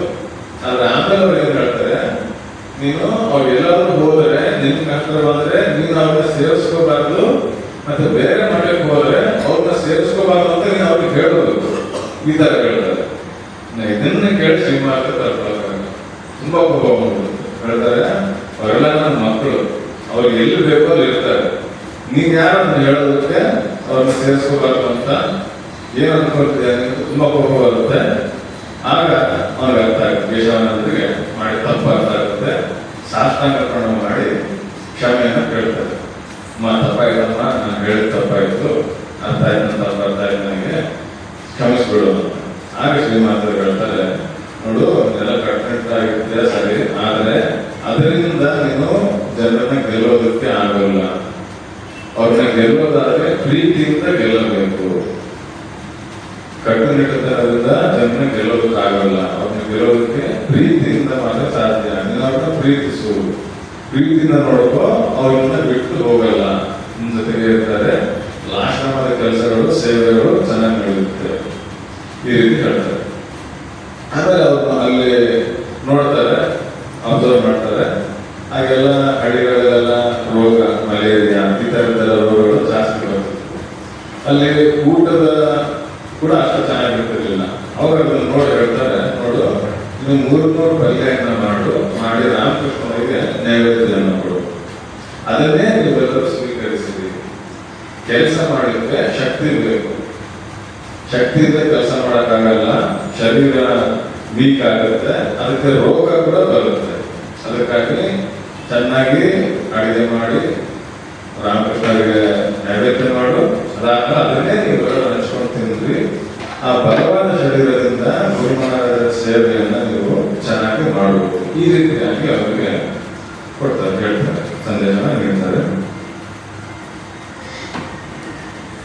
ಈಗ ನಾನು ರಾಮಕೃಷ್ಣ ಮಠದಲ್ಲಿ ಸೇವಾ ಕಾರ್ಯ 4 ಯೋಗಗಳ ಸಮನ್ವಯ: ಜ್ಞಾನಯೋಗ, ರಾಜಯೋಗ, ಭಕ್ತಿಯೋಗ, ಕರ್ಮಯೋಗ, 4 ಯೋಗಗಳ ಸಮನ್ವಯ. ಆದ್ರೆ ಮುಂಚೆ ಈ ಸನ್ಯಾಸ ಆಶ್ರಮದಲ್ಲಿ ಕರ್ಮಯೋಗ ಅಷ್ಟು ಪ್ರಶಸ್ತಿ ಇರಲಿಲ್ಲ. ಜ್ಞಾನ ಮಾರ್ಗದಲ್ಲ ಅಂದ್ರೆ ಬರೀ ಜ್ಞಾನ ವಿಚಾರ ಮಾಡಬೇಕು, ಯಾವ ಕರ್ಮ ಕೆಲಸವನ್ನ ಮಾಡಬಾರ್ದು. ಭಕ್ತಿ ಆ ಕಡೆ ಅಂದ್ರೆ ಭಜನೆ ಈ ತರ ಮಾಡ್ಕೊತಾರೆ, ಭಕ್ತಿಯೋಗ ಅಂದ್ರೆ ಪಾಲಿಸಬೇಕು. ಕರ್ಮಯೋಗದ ಕಡೆ ಅಷ್ಟು ಇದೆಲ್ಲ ಇರಲಿಲ್ಲ. ಕರ್ಮ ಮಾಡಬಾರ್ದು ಸನ್ಯಾಸಿಗಳು ಆ ಥರನೇ ಇತ್ತು. ಎಷ್ಟು ಮಟ್ಟಿಗೆ ಅಂದ್ರೆ ಈಗ ರಾಮಕೃಷ್ಣರ ಸಂದೇಶದಲ್ಲಿ ಕೂಡ ಅದನ್ನು ಸಿಗಲ್ಲ. ಕರ್ಮ ಮಾಡಬೇಕು ಅನ್ನೋದು ಹೇಳ್ತಾರೆ, ಕೆಲವೊಂದು ಕಡೆ ಹೇಳ್ತಾರೆ, ಆದರೆ ಕರ್ಮ ಕಷ್ಟ ಅಂತ ಅನ್ನೋದು ಕೂಡ ಹೇಳ್ತಾರೆ. ಅದಕ್ಕಾಗಿ ದಿಲ್ಲಿ ಶಿಷ್ಯರು ಕೂಡ ಅವರ ಸಂದೇಶವನ್ನು ಅರ್ಥ ಮಾಡ್ಕೊಂಡಿರಲಿಲ್ಲ. ಅವರಿಗೆ ಅನಿಸಿತ್ತು, ಈ ಸ್ವಾಮಿ ವಿವೇಕಾನಂದರು ಇದನ್ನು ಕರ್ಮಯೋಗ ಮಾಡಿದಾರೋ ಇದು ರಾಮಕೃಷ್ಣರ ಸಂದೇಶಕ್ಕೆ ಅನುಗುಣವಾಗಿ ಇಲ್ಲ ಆತರ ಅನಿಸ್ತಾ ಇತ್ತು. ಅದನ್ನೇ ಅವರು ಕೆಲವರಿಂದ ಹೇಳ್ತಾ ಇದ್ರು ಕೂಡ. ಇದನ್ನು ಕೂಡ ಶ್ರೀಮಾತೆಯವರು ಬಗೆಹರಿಸ್ತಾರೆ. ಹೇಗೆ ಅಂದ್ರೆ, ಅವರು ಒಂದ್ಸರಿ ಕಾಶಿಗೆ ಹೋಗಿರ್ತಾರೆ, ಕಾಶಿ ಸೇವಾಶ್ರಮ. ಅಲ್ಲಿ ಒಂದು ದೊಡ್ಡ ಆಸ್ಪತ್ರೆ ಇದೆ, ಎಲ್ಲ ಸೇವಾ ಕಾರ್ಯಗಳು ನಡೆಯುತ್ತೆ, ರೋಗಿಗಳಿಗೆಲ್ಲ ಚಿಕಿತ್ಸೆ ನೀಡೋದೆಲ್ಲ ಮಾಡ್ತಾರೆ. ಆಗ ಶ್ರೀಮಾತೆಯವರಲ್ಲಿ ಹೋಗಿರ್ತಾರೆ. ಆಗ ಅಲ್ಲಿರೋ ಸಾಧು ಬ್ರಹ್ಮಚಾರಿಗಳು ಅವ್ರನ್ನ ಕರ್ಕೊಂಡು ಹೋಗಿ ತೋರಿಸ್ತಾರೆ, ಎಲ್ಲ ತೋರಿಸ್ತಾರೆ, ಯಾವ ರೀತಿ ಸೇವೆ ಮಾಡ್ತಿದ್ದಾರೆ, ಯಾವ ರೀತಿ ಚಿಕಿತ್ಸೆ ಕೊಡ್ತಿದ್ದಾರೆ, ಮತ್ತೆ ಬೇರೆ ಎಲ್ಲ ಏನೇನು ಸೇವಾ ಕಾರ್ಯಗಳು ಇದನ್ನೆಲ್ಲ ಅವರಿಗೆ ತೋರಿಸ್ತಾರೆ. ಇದನ್ನೆಲ್ಲ ನೋಡಿ ಶ್ರೀಮಾತವರು ಹೇಳ್ತಾರೆ, ತುಂಬಾ ಚೆನ್ನಾಗಿದೆ, ತುಂಬಾ ಒಳ್ಳೆಯದನ್ನು ಮಾಡ್ತಿದ್ದೀರಾ, ಇದೆಲ್ಲವೂ ಶ್ರೀರಾಮಕೃಷ್ಣರ ಕಾರ್ಯವೇ, ಇದೆಲ್ಲವೂ ಶ್ರೀರಾಮಕೃಷ್ಣರ ಸೇವೆಯೇ. ಈಗ ಅವ್ರು ಹೇಳ್ತಾರೆ. ಆಗ ಎಲ್ಲರೂ ಅದು ಕೇಳಿ ತುಂಬಾ ಖುಷಿ ಆಗುತ್ತೆ. ಆ ಸಮಯದಲ್ಲಿ ಮಾಸ್ಟರ್ ಮಹಾಶಯ ಮಹೇಂದ್ರನಾಥ್ ಗುಪ್ತಾ, ಯಾರು ಈ ಸೇವಾ ಕಾರ್ಯ ಸನ್ಯಾಸಿಗಳಿಗಲ್ಲ, ರಾಮಕೃಷ್ಣರ ಸಂದೇಶದಲ್ಲಿ ಇಲ್ಲ ಅಂತ ಹೇಳ್ತಿದಾರಲ್ಲ, ಅವರು ಕಾಶಿನಲ್ಲೇ ಇರ್ತಾರೆ. ಆಗ ಸ್ವಾಮಿ ಬ್ರಹ್ಮಾನಂದರು ಅವರು ಅಲ್ಲೇ ಇದ್ರು. ಆಗ ಅವರು ಹೇಳ್ತಾರೆ, ಅಲ್ಲಿಂದ ಸಾಧು ಬ್ರಹ್ಮಚಾರಿಗಳಿಗೆ ನೀವೆಲ್ಲ ಹೋಗಿ ಮಾಸ್ಟರ್ ಮಹಾಶಯನ ಹತ್ರ ಹೋಗಿ ನೀವು ಹೇಳಿ, ಶ್ರೀನಾಥವರು ಈ ರೀತಿ ಹೇಳಿದ್ದಾರೆ ಅಂತ ನೀವು ಹೇಳಿ ಅಂತ ಹೇಳ್ತಾರೆ. ಆಗ ಅವರೆಲ್ಲರೂ ಹೋಗಿ ಹೇಳ್ತಾರೆ, ಶ್ರೀಮಾತೆಯವರು ಈ ರೀತಿ ಹೇಳಿದ್ದಾರೆ, ಈ ಸೇವಾ ಕಾರ್ಯ ಎಲ್ಲ ರಾಮಕೃಷ್ಣರ ಕಾರ್ಯವೇ, ಅದಕ್ಕೆ ನೀವೇನಂತಾರೆ ಈಗ? ಅವಾಗ ಇನ್ನೇನಂತಾರೆ, ಶ್ರೀಮಾತೆ ಜಗನ್ಮಾತೆ ಜಗಜ್ಜನನಿ ಅವರೇ ಈ ರೀತಿ ಹೇಳಿದ್ಮೇಲೆ, ಶ್ರೀರಾಮಕೃಷ್ಣರ ಶಕ್ತಿ ಈ ರೀತಿ ಹೇಳಿದ್ಮೇಲೆ ಹೈಕೋರ್ಟೇ ತೀರ್ಪು ಕೊಟ್ಬಿಟ್ಟು ನಾನು ಇನ್ನೇನು ಹೇಳಿ ನಾನು ಒಪ್ಕೋತೀನಿ, ಇದನ್ನ ಶರಣಾಗ್ತೀನಿ ಅಂತ ಈಗ ಅವರು ಕೂಡ ಸೇವಾ ಕಾರ್ಯಗಳನ್ನ ಒಪ್ಕೋತಾರೆ. ಆಮೇಲೆ ಶ್ರೀಮಾತವರು ಇದೇ ರೀತಿಯಾಗಿ ಕೆಲವೊಬ್ಬ ನವ ಬ್ರಹ್ಮಚಾರಿ ಕೂಡ ಈ ರೀತಿ ಕೇಳ್ತಾರೆ ಶ್ರೀಮಾತವರಿಗೆ, ಅಮ್ಮ ಈಗ ಗುರು ಮಹಾರಾಜರೆಲ್ಲ ಈ ರೀತಿ ಯಾವಾಗ ಈ ರೀತಿ ಕಾರ್ಯ ಮಾಡಿದ್ದು ಇಲ್ಲ, ಹೇಳಿದ್ದು ಇಲ್ಲ, ಆದ್ರೆ ನಾವ್ಯಾಕೆ ಮಿಷನರಿ ಈ ರೀತಿ ಸೇವಾ ಕಾರ್ಯಗಳನ್ನು ಮಾಡ್ತಿದ್ದೀವಿ ಅದಕ್ಕೆ ಹೇಳ್ತಾರೆ, ನೋಡಪ್ಪ ರಾಮಕೃಷ್ಣರು ಎಷ್ಟೆಲ್ಲ ಸಾಧನೆ ಮಾಡಿದ್ರು, ಅವ್ರಿಗಾಗಿ ರಸದಾರರಿದ್ರು ಮಥುರನಾಥ, ಅವ್ರಿಗೆ ಏನೇನು ಬೇಕೋ ಎಲ್ಲದಕ್ಕೂ ಒದಗಿಸ್ಕೊಡ್ತಿದ್ದ.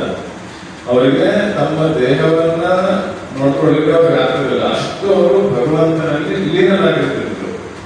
ನೀವು ಯಾರು ಆಗಿದ್ದೀರಾ? ನಿಮಗೆ ಅಷ್ಟು ಇದೆನಾ? ಜಪಧ್ಯಾನ ಮಾಡೋದು, ತಪಸ್ ಮಾಡೋದು ಅಷ್ಟು ಶಕ್ತಿ ಇದೆನಾ? ಇಲ್ಲ. ಹಂಗಿದ್ದಾಗ ನಿಮ್ಮನ್ನು ಯಾರು ನೋಡ್ಕೋತಾರೆ? ಅವ್ರಿಗೆ ಇದ್ರು ಮಥುರನಾಥ ಮತ್ತೆ ಬೇರೆಯವರೆಲ್ಲ ಬಲರಾಮಸು ಶಮುನಲ್ಲಿ ಇವರೆಲ್ಲ ಇದ್ರು. ನಿಮಗೆಲ್ಲ ಯಾರು ನೋಡ್ಕೋತಾರೆ? ಅದಕ್ಕೆ ನೀವು ಸೇವೆಯನ್ನು ಕೂಡ ಮಾಡಬೇಕು, ಸಮಾಜದ ಸೇವೆಯನ್ನು ಮಾಡಬೇಕು, ತಪಸ್ಸನ್ನ ಮಾಡಬೇಕು, ಆಶ್ರಮದಲ್ಲಿ ಇರಬೇಕು ಅಂತ ಅವ್ರು ಹೇಳ್ತಿದ್ರು. ಅವ್ರು ಹೇಳೋದು ಚೆನ್ನಾಗಿ ಕೆಲಸ ಮಾಡಿ, ಸೇವೆ ಮಾಡಿ, ಚೆನ್ನಾಗಿ ಊಟ ಮಾಡಿ, ಚೆನ್ನಾಗಿ ಜಪಧ್ಯಾನ ಮಾಡಿ, ಈ ರೀತಿ ಮಾಡಿ ಆಶ್ರಮದಲ್ಲಿ ಭಗವಂತನ ಜೀವನವನ್ನ ನಡೆಸಿದೆ. ಈ ರೀತಿ ಅವ್ರು ಹೇಳ್ತಾ ಇದ್ರು. ಈ ರೀತಿ ಅವ್ರಲ್ಲ ಆಮೇಲೆ ಅಷ್ಟೇ ಅಲ್ಲ, ಅವ್ರು ಇದನ್ನು ಹೇಳ್ತಾರೆ, ಯಾರಿಗೆ ಇದು ಸರಿ ಹೋಗುತ್ತೋ ಒಪ್ಪಿಗೆ ಆಗುತ್ತೋ ಅವರು ಇರಲಿ, ಯಾರಿಗೆ ಈ ಕಾರ್ಯಪ್ರಣಾಳಿ ಒಪ್ಪಿಗೆ ಆಗಲ್ವೋ ಅವರು ಇರುವುದು ಬೇಕಿಲ್ಲ, ಅವರು ಇದನ್ನ ಬಿಟ್ಟು ಹೋಗ್ಬೋದು. ಇಷ್ಟ ಮಾಡ್ತಿದ್ರು ಅವರು ಹೇಳ್ಬಿಡ್ತಾರೆ. ಈ ರೀತಿ ಅವರು ಇಂಥದ್ದನ್ನೆಲ್ಲ ಕ್ಲಿಯರ್ ಮಾಡ್ತಾರೆ. ಅದನಂತರ ಅವರು ವಿವೇಕಾನಂದ ಆಯಿತು, ಬ್ರಹ್ಮಾನಂದ ಆಯಿತು, ಯಾರೇ ಆಗಲಿ ಶ್ರೀಮಾತೆಯವರು ಹೇಳೋದನ್ನ ಕೇಳ್ತಾ ಇದ್ರು. ಅವ್ರು ಒಂದ್ಸರಿ ಹೇಳಿದ್ರೆ ಅದೇ ಅವರ ಆಜ್ಞೆಯನ್ನ ಯಾರೂ ನೀಡ್ತಾ ಇರಲಿಲ್ಲ. ಇದರ ವಿಷಯದಲ್ಲಿ ನಾವು ಒಂದೆರಡು ಉದಾಹರಣೆ ನೋಡೋಣ. ಬೆಂಗಳೂರು ಮಠದಲ್ಲಿದ್ದಾಗ ಅಲ್ಲಿ ಕೆಲಸಗಾರರೆಲ್ಲ ಇರ್ತಾರಲ್ಲ, ಕೆಲಸಗಾರ ಅಂದ್ರೆ ಕದಿಯೋದು ಮಾಡ್ತಾ ಇರ್ತಾರೆ, ಮ್ಯಾಕ್ಸಿಮಮ್ ಕಳ್ತನ ಮಾಡ್ತಿರ್ತಾರೆ.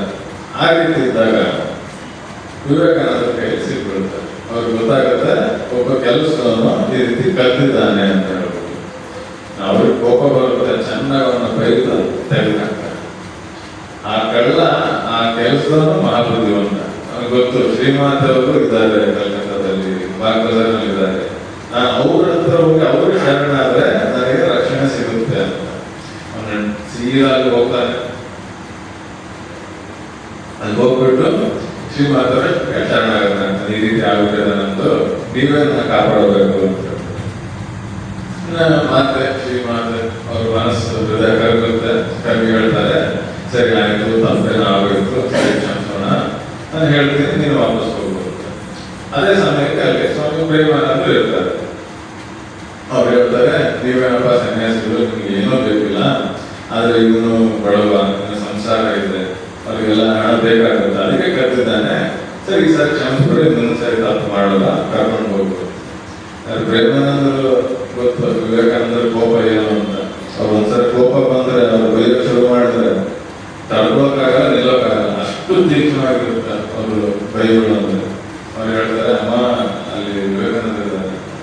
ಅವಾಗ ಶ್ರೀಮಾತ ಗಂಭೀರ ಅವ್ರು ಹೇಳ್ತಾರೆ, ನಾನು ಹೇಳಿದ್ದೀನಿ ಅಂತ ಹೇಳ್ತಾರೆ, ಇಷ್ಟೇ ಹೇಳ್ತಾರೆ. ಸರಿ ಅಮ್ಮ ಅಂತ ಹೇಳ್ಬಿಟ್ಟು ಕರ್ಕೊಂಡು ಹೋಗ್ತಾರೆ. ಪ್ರೇಮಾನಂದರು ಆ ಕೆಲಸವನ್ನ ಕರ್ಕೊಂಡು ಹೋಗ್ತಾರೆ. ನೋಡಕ್ಕೆ ಹೋಗ್ತಾರೆ, ವಿವೇಕಾನಂದ ನೋಡ್ತಾರೆ, ಇಬ್ಬರು ನೋಡ್ತಾರೆ. ಪ್ರೇಮಾನಂದರು ಬಂದಿದ್ದಾರೆ, ಅವ್ರ ಜೊತೆ ಈ ಕೆಲಸದವ್ರು ಕೂಡ ಇದ್ದಾರೆ. ನೋಡೋದು ಕೂಡ ಅವ್ರು ಹೇಳ್ತಾರೆ, ನೋಡಿ ಎಂತ ಕೆಲಸ ಮಾಡಿದ್ದಾನೆ, ನೋಡಿ ಇಂಥ ಮಹಾ ಕೆಲಸ ಮಾಡಿದ್ದಾನೆ, ಇವನ್ನ ಕರ್ಕೊಂಡು ಬಂದಿದ್ದಾನೆ ಅಂತ. ಅವಾಗ ಪ್ರೇಮಾನಂದ ಹೇಳ್ತಾರೆ, ಶ್ರೀಮಾತೆಯವರು ಇವನ್ನ ಕಳಿಸಿದ್ರು, ಇಷ್ಟೇ, ನನ್ನ ಮುಂದೆ ಒಂದು ಮಾತು ಕೂಡ ಆಡಲಾರದು, ಅಷ್ಟೇ. ಅಲ್ಲೇ ಅವರು ಸುಮ್ಮನೆ ಅವರ ತೀರ್ಪನ್ನ ಅವ್ರು ಏನ್ ಹೇಳ್ತಾರೋ ಅದನ್ನ ಒಪ್ಕೊಂಡ್ಬಿಡ್ತಾರೆ ವಿವೇಕಾನಂದರು. ಅಷ್ಟು ಮಹಾನ್ ವಿವೇಕಾನಂದರು, ಜಗತ್ತನ್ನೇ ಗೆದ್ದವರು. ಶ್ರೀಮಾತೆಯವರು ಒಂದು ಮಾತನ್ನ ಒಪ್ಕೊಂಡ್ಬಿಡ್ತಾರೆ. ಇದು ಶ್ರೀಮಾತೆಯವರ ಶಕ್ತಿ. ಹೀಗೆ ಇನ್ನೊಂದ್ಸರಿ ಏನಾಗುತ್ತೆ, ಪ್ಲೇಗ್ ರೋಗ ಬಂದಿರುತ್ತೆ. ಆಗ ತ್ರಾಣ ಕಾರ್ಯವನ್ನ ಮಾಡಬೇಕು, ರಿಲೀಫ್ ಇಂದ ಸೇವೆಯನ್ನ ಮಾಡಬೇಕು. ಆದ್ರೆ ಆ ಸಮಯದಲ್ಲಿ ಹಣ ಇರೋಲ್ಲ, ದುಡ್ಡು ಇರೋಲ್ಲ ರಿಲೀಫ್ ಮಾಡಲಿಕ್ಕೆ. ಆಗ ವಿವೇಕಾನಂದರಿಗೆ ಅನಿಸುತ್ತೆ, ಸರಿ ನಾವೆಲ್ಲ ಸನ್ಯಾಸಿಗಳು, ಮಠದಲ್ಲಿದೆ ಏನಂತೆ, ಗಿಡದ ಕೆಳಗಿದ್ದಾರೆ ಏನಂತೆ. ನಾವು ಎಲ್ಲಿ ಆದ್ರೂ ಇದ್ದು ಭಗವಂತನ ಜೀವನವನ್ನು ನಡೆಸಬೇಕು, ಮಠದಲ್ಲೇ ಇರಬೇಕು ಅಂತ ಏನು ಇಲ್ಲ. ಸರಿ, ನಾವು ಈ ಬೇಲೂರು ಮಠವನ್ನೇ ಮಾರಿ ಇದರಿಂದ ಬಂದ ಹಣದಿಂದ ನಾವು ತ್ರಾಣ ಕಾರ್ಯವನ್ನ ಮಾಡೋಣ, ಜನರಿಗೆ ರಿಲೀಫ್ ಮಾಡಿ ಸೇವೆ ಮಾಡೋಣ ಅಂತ. ಇದನ್ನ ಕೇಳಿ ಎಲ್ಲರೂ ಆಶ್ಚರ್ಯ ಆಗುತ್ತೆ. ಆದ್ರೆ ಅವ್ರಿಗೆ ಎಲ್ಲರೂ ಮಾತಾಡ್ಲಿಕ್ಕೂ ಹೇಳೋದಕ್ಕೆ ಬೇರೆ ಶಿಷ್ಯರಿಗೆ. ಆಗ ಸ್ವಾಮಿ ಶಿವಾನಂದ ಹೇಳ್ತಾರೆ, ಸರಿ, ಈಗ ಯಾವ ರೀತಿ ಈ ತರ ದೊಡ್ಡ ದೊಡ್ಡ ನಿರ್ಧಾರ ತಗೊಂಡ್ರು ಕೂಡ ನೀನು ಶ್ರೀಮಾತನ ಕೇಳ್ತೀಯಲ್ಲ, ಇದನ್ನು ಕೇಳೋಣ ಅಂತ ಹೇಳ್ತಾರೆ. ವಿವೇಕಾನಂದ ಹೇಳ್ತಾರೆ, ಹೌದು ಹೌದು, ನೀನು ಹೇಳಿದ್ದು ಶ್ರೀಮಾತವ್ರನ್ನ ಒಂದ್ಸರಿ ಇದನ್ನ ಕೇಳಬೇಕು ಅಂತ. ಆಯ್ತು ಸರಿ, ಅವಾಗ ಜೊತೆಗೆ ಹೋಗ್ತಾರೆ.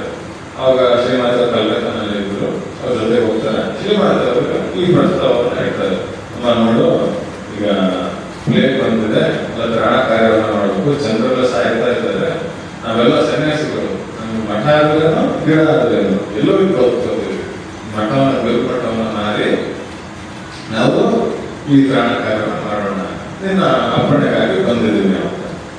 ನಾವು ಮುಂಚೆ ನೋಡೋದಾದ್ರೆ ಈಗ ಇದು ಏನು ಕರ್ಮಯೋಗ ಅಂತ ಹೇಳಿದ್ರು, ಅದನ್ನ ಶ್ರೀಮಾತರು ಒಪ್ಪಿದ್ರು.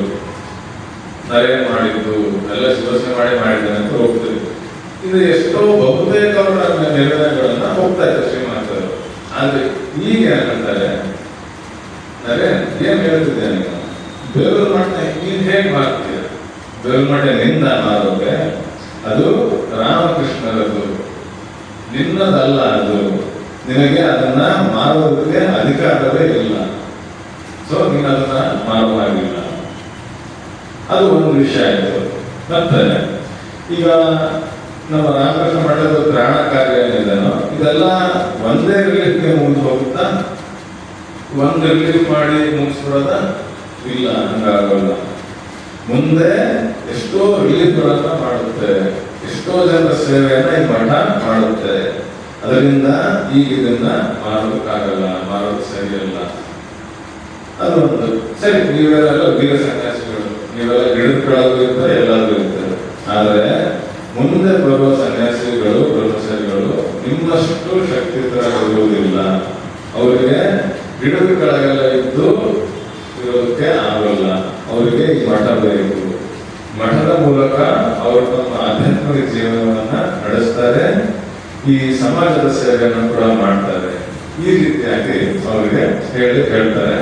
ವಿವೇಕಾನಂದರು ಕೂಡ ಅವರಿಗೆ ಅರ್ಥ ಆಗುತ್ತೆ, ಹೌದು ನಾನು ಏನ್ ಯೋಚನೆ ಮಾಡಿದ್ದೇನೆ, ನಾನು ತಪ್ಪಾಗಲ್ಲ ಯೋಚನೆ, ನಂದು ಶ್ರೀಮಂತರ ಹೇಳ್ತಾರೆ ಸರಿ ಅಂತ ಅರ್ಥ ಆಗುತ್ತೆ.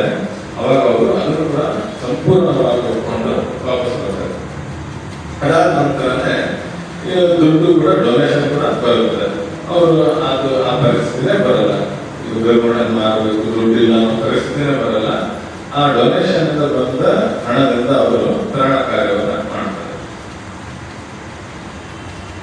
ಆಮೇಲೆ ಆಗ ಬ್ರಿಟಿಷ್ ಸರ್ಕಾರ ಇತ್ತಲ್ಲ, ಆಯ್ತು, ವಿವೇಕಾನಂದ ಕೂಡ ಹೋದ್ರು, ಅವ್ರದ್ದು ಮಹಾಸಮಾಧಿ ಆಯ್ತು. ಆಮೇಲೆ ಬರ್ತಾ ಈ ಬ್ರಿಟಿಷ್ ಸಾಮ್ರಾಜ್ಯದ ಅತ್ಯಾಚಾರ, ದಬ್ಬಾಳಿಕೆ ಜಾಸ್ತಿ ಆಗೋದು ಶುರುವಾಯಿತು. ಆಗ ಇದರಲ್ಲಿ ಒಂದು ನಾವು ಸಂದರ್ಭ ನೋಡ್ತೀವಿ, ಕ್ರಾಂತಿಕಾರಿಗಳೆಲ್ಲ ತುಂಬಾ ಜಾಸ್ತಿ ಆಗ್ತಿದ್ರು. ಈಗ ಅವರಿಗೆ ಹೇಗೆ ದಬ್ಬಾಳಿಕೆ ಜಾಸ್ತಿ ಆಗ್ತಿತ್ತೋ, ನಮ್ಮ ಭಾರತದವರು ಕೂಡ ಕ್ರಾಂತಿಕಾರಿಗಳು, ಸ್ವಾತಂತ್ರ್ಯ ಸಂಗ್ರಾಮಿಗಳು, ಇವರ ಸಂಖ್ಯೆ ನಿಧಾನವಾಗಿ ಹೆಚ್ಚಾಗ್ತಾ ಇತ್ತು.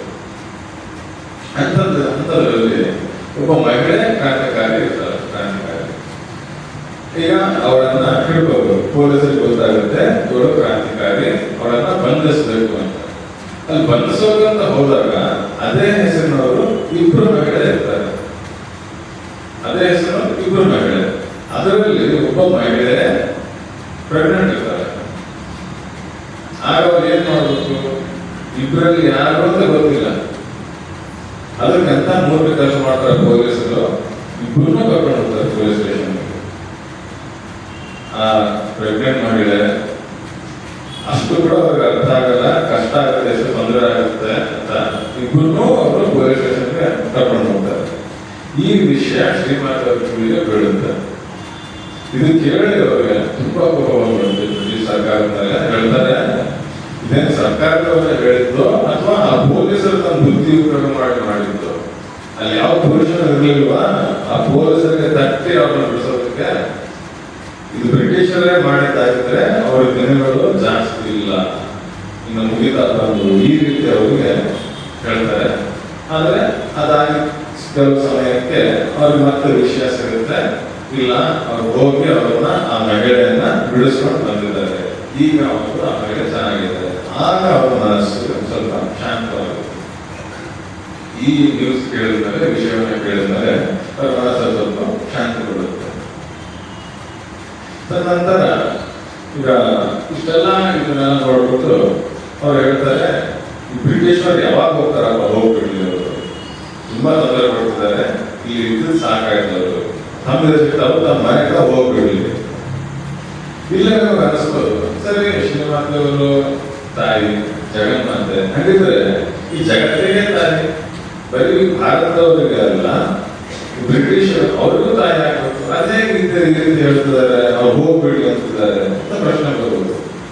ಇಲ್ಲ ಅರ್ಥ ಮಾಡ್ಕೋಬೇಕು, ಒಂದು ಕುಟುಂಬದಲ್ಲಿ ಎಷ್ಟೋ ಜನ ಇರ್ತಾರೆ, ಮಕ್ಕಳು, ಅಣ್ಣ ತಮ್ಮ ಅಕ್ಕ ತಂಗಿಯಂದರೆಲ್ಲ ಇರ್ತಾರೆ. ಈಗ ಅವರ ನಡುವೆ ಜಗಳ ಆದಾಗ ತಾಯಿಗೆ ಇಷ್ಟ ಆಗುತ್ತಾ? ಒಬ್ಬ ಹುಡುಗ ಇನ್ನೊಬ್ಬ ತನ್ನ ತಮ್ಮನಿಗೆ ಅಥವಾ ಅಣ್ಣನಿಗೆ ಕಷ್ಟಪಟ್ಟರೆ ಇಷ್ಟ ಆಗುತ್ತಾ? ಇಷ್ಟ ಆಗಲ್ಲ. ಹಾಗಿದ್ದಾಗ ಅನ್ಸುತ್ತೆ, ಇವರು ಬೇರೆ ಬೇರೆ ಆಗಿದೆ, ತಮ್ಮ ತಮ್ಮ ಮನೆಗಳಲ್ಲಿನೇ ಇದ್ದು ಶಾಂತಿಯಿಂದ ಸುಖವಾಗಿದ್ರೆ ಸಾಕು. ಈ ರೀತಿ ಜಗಳ ಆಡೋದಾದ್ರೆ, ಒಬ್ರಿಗೊಬ್ರು ಕಷ್ಟವನ್ನು ಕೊಡೋದಾದ್ರೆ ಇವ್ರ ಜೊತೆಗಿರೋದು ಬೇಕಿಲ್ಲ. ಈ ರೀತಿಯಾಗಿ ಶ್ರೀಮಾತೆಯವರು ಅವ್ರಿಗೆ ಹೇಳಿದ್ರೆ ಆದ್ರೂ ಕೂಡ, ಅವ್ರು ಹೋಗ್ಬಿಡ್ಲಿ ಅಂತ ಹೇಳಿದ್ರೆ ಆದ್ರೂ ಕೂಡ ಅವರ ಒಳ್ಳೆಯದನ್ನೇ ಬಯಸ್ತಿದ್ದಾರೆ. ಅವ್ರು ಕೆಟ್ಟದ್ದನ್ನಲ್ಲ, ಅವರ ಒಳ್ಳೆಯದನ್ನೇ ಬಯಸ್ತಿದ್ದಾರೆ.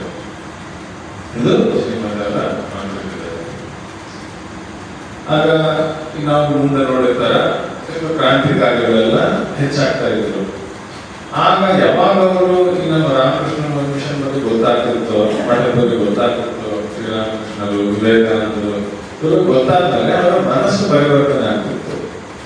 ಸರಿ, ನಾವು ಸ್ವಾತಂತ್ರ್ಯಕ್ಕಾಗಿ ಹೋರಾಡ್ತಿದ್ದೀವಿ, ಆದ್ರೆ ಇದಕ್ಕಿಂತಲೂ ಇನ್ನು ಉಚ್ಚವಾದ ಆದರ್ಶ ಇದೆ, ಇದಕ್ಕಿಂತಲೂ ಉಚ್ಚವಾದ ಜೀವನ ಇದೆ, ಅದೇ ಆಧ್ಯಾತ್ಮ ಜೀವನ, ಭಗವತ್ ಸಾಕ್ಷಾತ್ಕಾರ, ಭಗವತ್ ಲಾಭ, ಜನರಲ್ಲಿ ಈಶ್ವರ ಸೇವೆ, ಇದೆಲ್ಲ ಇದೆ, ನಾವು ಅದನ್ನು ಮಾಡಬೇಕು ಅಂತ ಹೇಳ್ಬಿಟ್ಟು ಅವರು ಆ ಕ್ರಾಂತಿಕಾರವನ್ನು ಬಿಟ್ಟು ಮಠವನ್ನ ಸೇರ್ಕೋತಾ ಇದ್ರು. ಇದನ್ನ ಬ್ರಿಟಿಷರೆಲ್ಲ ನೋಡ್ತಾ ಇದ್ರು, ಅಬ್ಸರ್ವ್ ಮಾಡ್ತಾ ಇದ್ರು. ಅವಾಗ ಅವ್ರಿಗೆ ಏನನ್ಸುತ್ತೆ, ಓ ಇವರೆಲ್ಲ ಅಲ್ಲಿ ಹೋಗಿ ಸೇರ್ಕೋತಾ ಇದ್ದಾರೆ, ಸೊ ಈಗ ಅವ್ರು ಏನ್ ಮಾಡ್ತಾರೆ, ರಾಮಕೃಷ್ಣ ಮಠವನ್ನ ಕೂಡ ಇದು ಸ್ವಾತಂತ್ರ್ಯ ಸಂಗ್ರಾಮ ಸಂಸ್ಥೆಯಾಗಿ ಮಾರ್ಪಾಡಾಗುತ್ತೆ, ಇದು ಸರಿಯಲ್ಲ, ತಪ್ಪು.